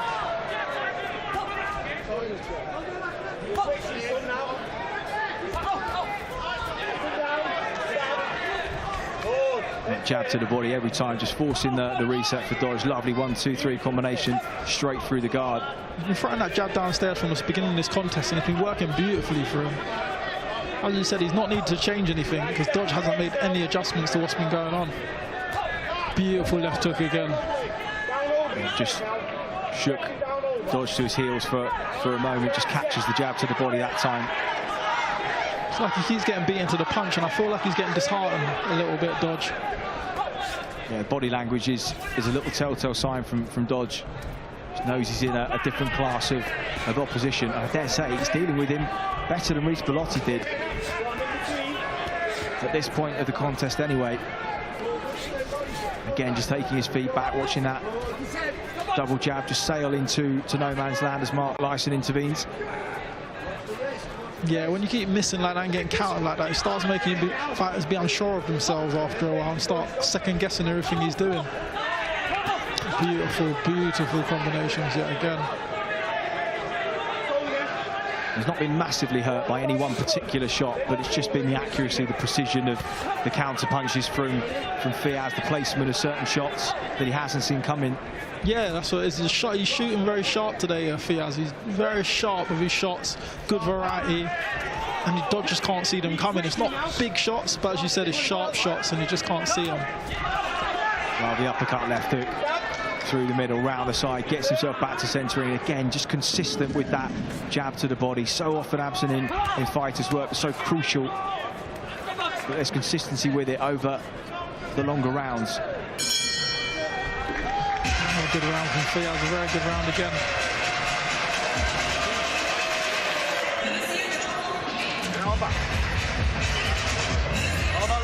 Well, he's so in control at this point, isn't he? Yeah, it's like one side. Look at the combination. Not a lot got through, but it's a good variety of punches. Dodge was tight with his guard.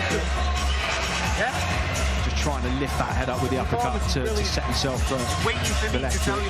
Dodge still trying to find something in response, but the hand speed wasn't really there from the start. It really isn't there at this point of the contest. And as you say, I think he's giving away the body language, the demeanour of a man who probably knows he's second best in every exchange now. Yeah, he's shown a tremendous heart to continue and keep trying and keep pushing, but I think he knows he's second best in a lot of these exchanges, nearly every exchange so far. A good man in his corner in L. Johnson. You know what a tough man he is. We want to give him every chance to find something to turn this contest around. We saw James McCarthy have a big moment against Paddy Lacey in our previous contest. Lacey dominating the early stages, and then just the last couple just got caught with something that slowed him down, bloodied his nose, and it wasn't to be for McCarthy, but he looked, I'd say, worse than Dodge does at this stage, and he found something. Can Dodge find something at this stage? Doesn't look likely. Fiaz again, uppercut left hook, just measuring that distance with a jab. Yeah, boxing only takes one punch, so that's why you've got to be switched on at all times, and this is why the cornerman will send his man back out, although he's probably lost every round, to go out there and try and find that moment. So Fiaz has got to be switched on and keep doing what he's doing, really.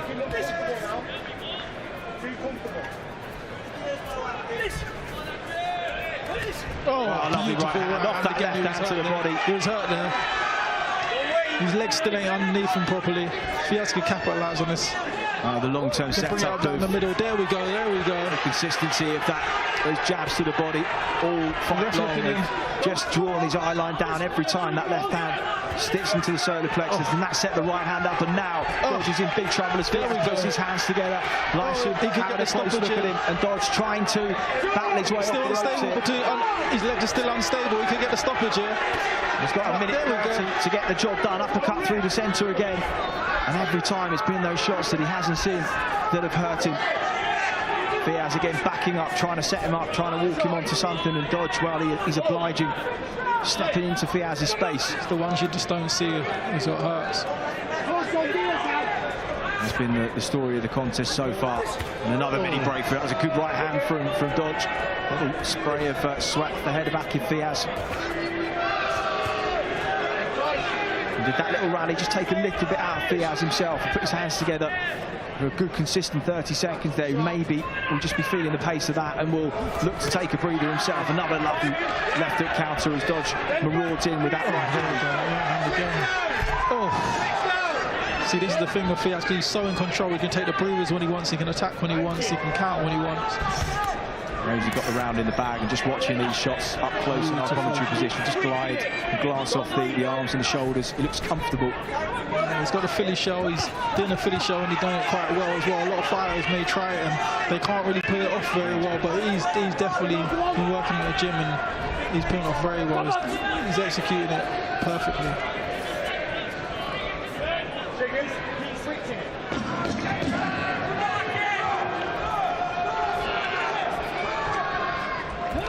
Oh, beautiful. Double left hook on the ropes, dodges, knees, just buckle for a moment. Sees out the round again, hurt a couple of times in that round. I think Fiaz felt the pace of it too, because when you put your shots together like that, you really let your hands go and you throw everything at 100%. Because if you don't get your man out of there, you can just leave the tanker a little bit low. And that second half round, just to take his foot off the gas, trying to recruit Jamie Moore, may suggest him to just have a little bit of time off at the beginning of this round as well, I suspect. Yeah, he may take a little bit of time off in this round and start working out his jab off. You saw his dodge was unstable, looking back to the corner just then, so at the same time you might want to capitalise on hurting your man. When we get one up here, Beautiful left hook. You're really expanding your shots tonight.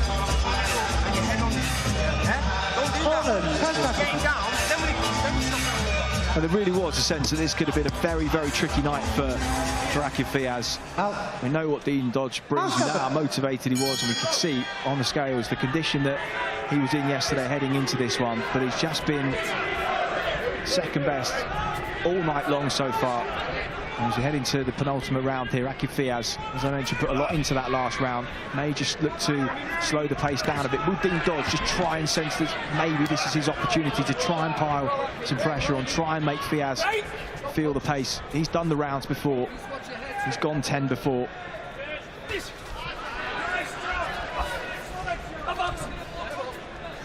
He knows he can will himself through patches like these.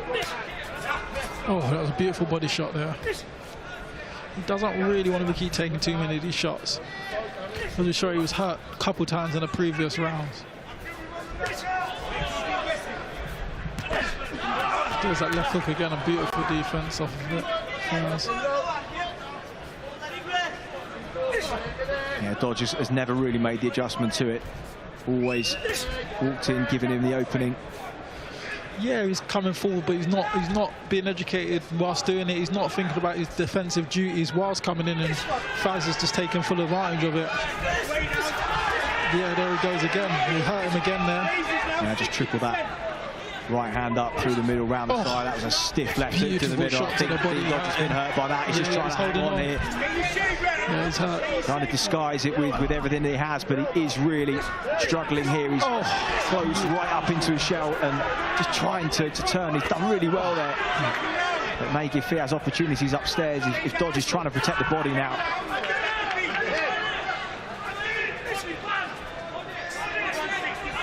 Fiaz just touching him with a jab, looking for the openings.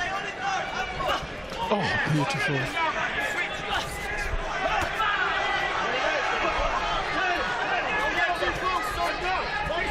The work from Dodge just turns him onto the ropes, but again just caught with a stiff counter. Just has not adjusted to that all night.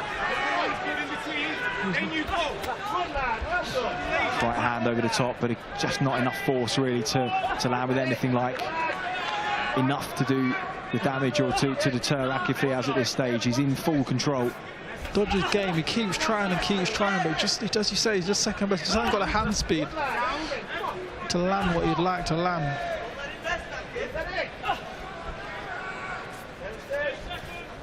Problem is coming in behind those single shots as well, giving him the opportunity to counter.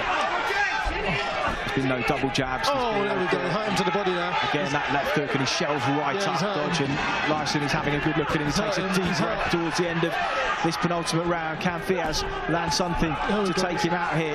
He's right in his own corner, so when that bell goes, they'll put the stool underneath him, and he'll sit down, and he sees out another round, and well... Saved by the bell there. Done really, really well to stay on his feet the last couple of rounds. He was hurt really bad with that shot. He caught him perfect timing yet again. Well, you never want to say job done in boxing because we know that that's foolish, but it does seem at this stage it would take a miracle for Dean Dodge to find something. He just doesn't look like it's in him at this point, even when he has landed the odd overhand right, left hook. They've kind of bounced off ahead of Diaz with just not enough impact to, there is case in point. Yeah, of course, Diaz has been counter to the head a lot, but also from early in the contest, he's been jabbing down to the body and taking a wind out of Dodge early, which has paid dividends again for the later rounds in the fight. Relax, 60%, hold your own game. Now, eight, and final round. Well, Dodge has hung in there for these last 7 rounds. And you see the respect from Fiaz as they touch gloves at the start of the 8th and final round of this contest and of Before the Bell. Before we head over to our main broadcast live at 7 o'clock. Join Laura Woods, Tony Belly, Adi Oladipo, Darren Barker and Mike Costello for all the action live from Liverpool on DAZN. 5 really decent scraps on the bill. Right now, Akin Fiaz just trying to finish off business, and Dean Dodge, Greg Richards, I think, just in survival mode at this point. Yeah, he is. He's definitely in survival mode at this point.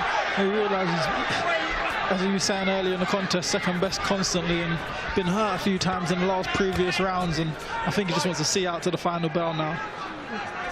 I think it's a good argument that he really deserves to as well, as Fiaz just pushes a couple of shots out there, and even those have enough to rock Dodge back onto his heels. He's out to gas here, running on fumes and running on a lot of pride. Yeah, he's definitely, his pride carried him, his heart carried him right now. He looked a little bit spent in there, but he took some real damaging shots throughout this contest. He's done well to see it through. Just misses with the double jab that time, and Fiaz again just seeing that 3-punch combination coming, just slipping and dipping out the way, moving in with that left hand. Oh, lovely left hook off the right hand. Flush on the button. Nothing wrong with his chin at all. No, there's no. You can't question his chin. He took some big shots tonight.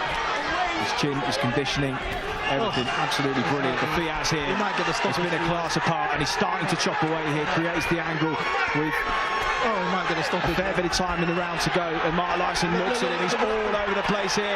Right hand from Fiaz. Letting the hands go. Could it be the first stoppage of the Olden fighter's career here? Dodge just stifles it at the death. The referee's giving him a second chance. The referee could step in at any time here. But this is the time for Fiaz to throw the kitchen sink. There's no time on the clock. He's got to put everything into it now. Here he goes. And Dodge is sunk into the ropes here, hanging on with everything that he's got, and Fiaz winning away. The referee.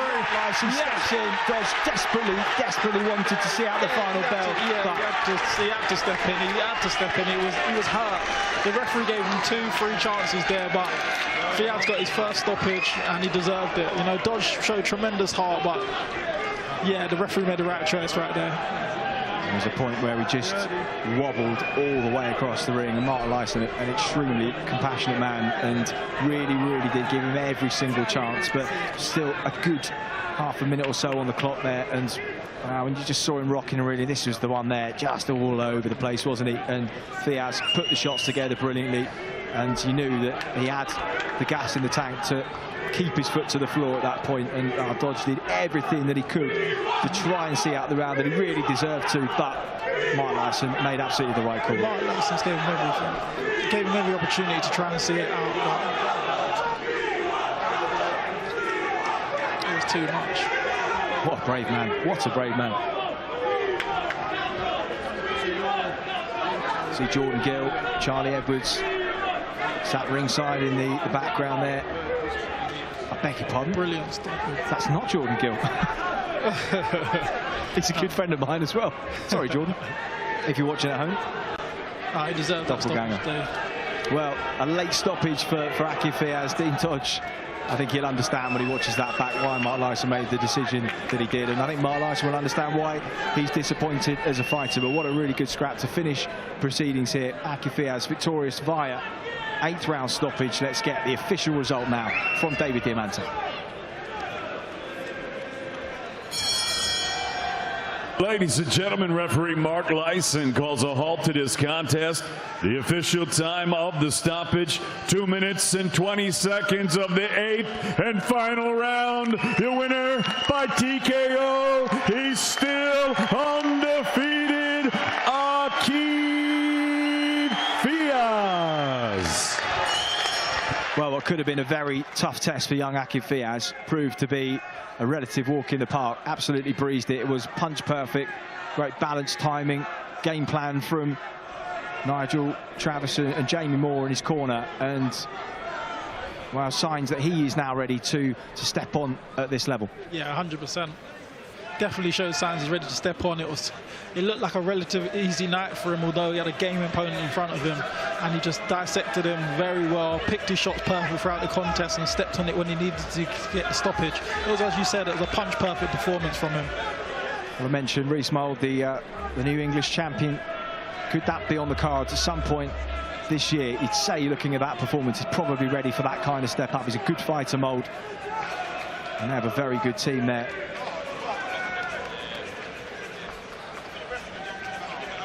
No doubt he'll be helping Jack Catterall in his preparations for what we're hearing could be a challenge for Regis Prograis in the coming months. But he's looking to forge his own path here as a professional fighter, and a really, really good performance, a career best performance for him here in Liverpool.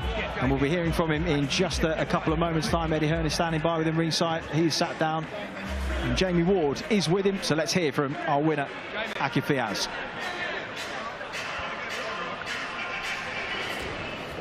Akib Fiaz, congratulations. Fighters will tell you in this game that stoppages aren't everything, but for you to secure your first professional stoppage against a very solid domestic opponent, how does that feel? Yeah, you know, just over the moon. First, I want to thank Eddie Hearn for this opportunity and a brilliant show out here in Liverpool, and thank you to all my supporters here. Yeah, I feel like that was my best performance, and because I had an opponent who came to win all the way through, so I got to show a bit more than usual. So yeah, I'm happy with that performance. You know, obviously things to work on, go back and watch and see what we can improve on, but overall happy with that performance. Yeah. Many called this the acid test for you, Akib, but do you believe, like you just said there, you've passed that acid test with the performance of your career so far? Yeah, I feel like I'm still learning. There's still a lot of development to go. Still only young, but yeah, I feel like I'm going in the right direction. I've got the best team in the world, Jamie Moore, Nigel Travis, and my brother Assam. Just learning as I go along, and yeah, it's going to be a great journey. Errol Johnson in the Dean Dodge corner knows his man well. You had him hurt in the first round. It looked like the stoppage could have come at any time. It did come right at the death in that 8th round, but credit to Dean Dodge, he's a very tough man. Yeah, you know, Errol knows me very well as well. I boxed him a few times, boxed a few of his lads. And yeah, I feel like my power, you know, is very underrated. I can punch, and everyone that I've sparred and fought says the same thing. It's good to just get the stoppage and, you know, show people that I can actually punch on the night, yeah.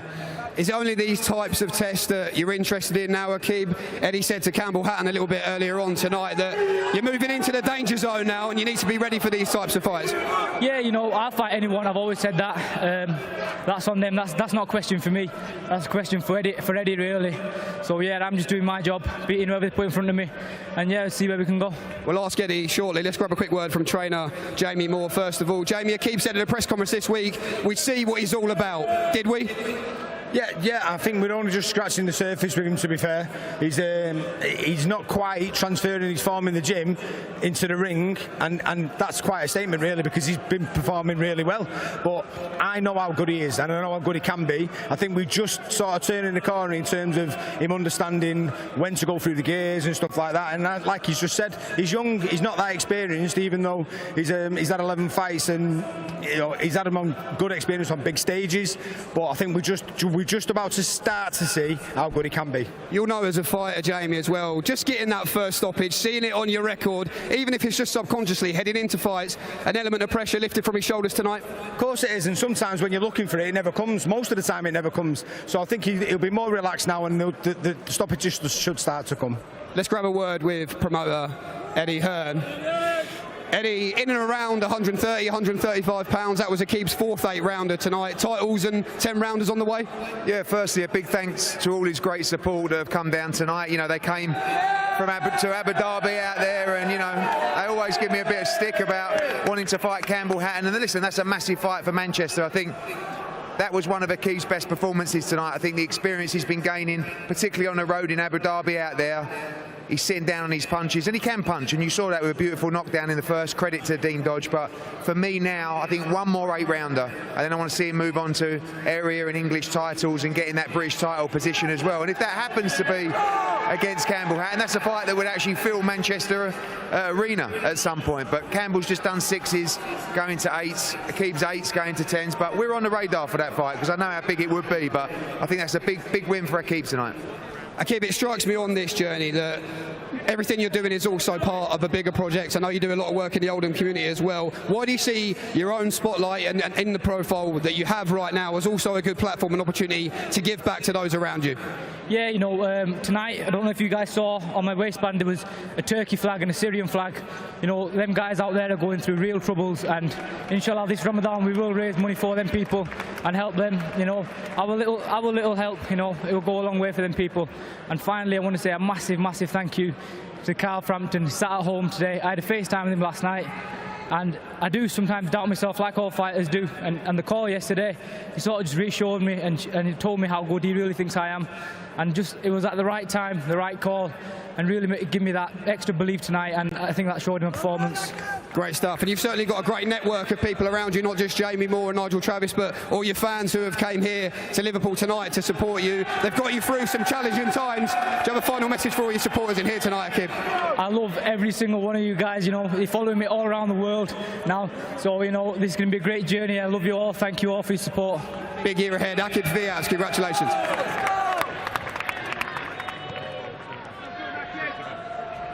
Jamie, I didn't know if you were going to...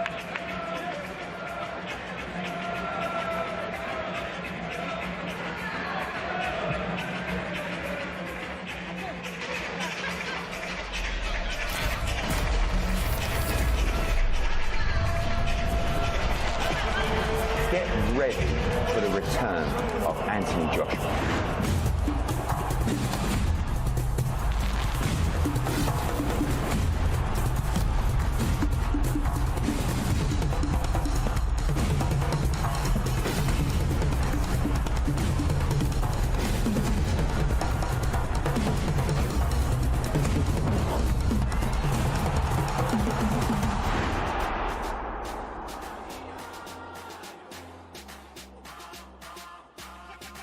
So back here in Liverpool brings to a close a really good segment of Before the Bell, and we head live to DAZN in just a few minutes' time. A big night of action here in Liverpool, top of the bill, big opportunity for little Lever's Jack Cullen. He's put in some brilliant performances in the last 3 years, but he's been the nearly man once or twice. Said he's in the shape of his life and will not lose tonight. Is he? Catching Diego Pacheco at the right time with a partisan crowd behind him.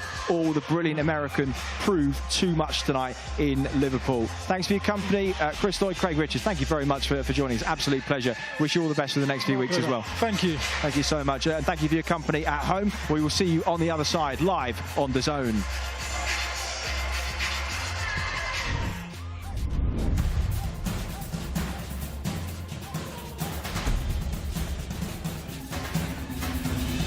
So every fight is key to my progress and key to getting to where I want to be. I just can't wait to get the win on the other side of the pond. I'm a contender and I can compete with anyone in the division.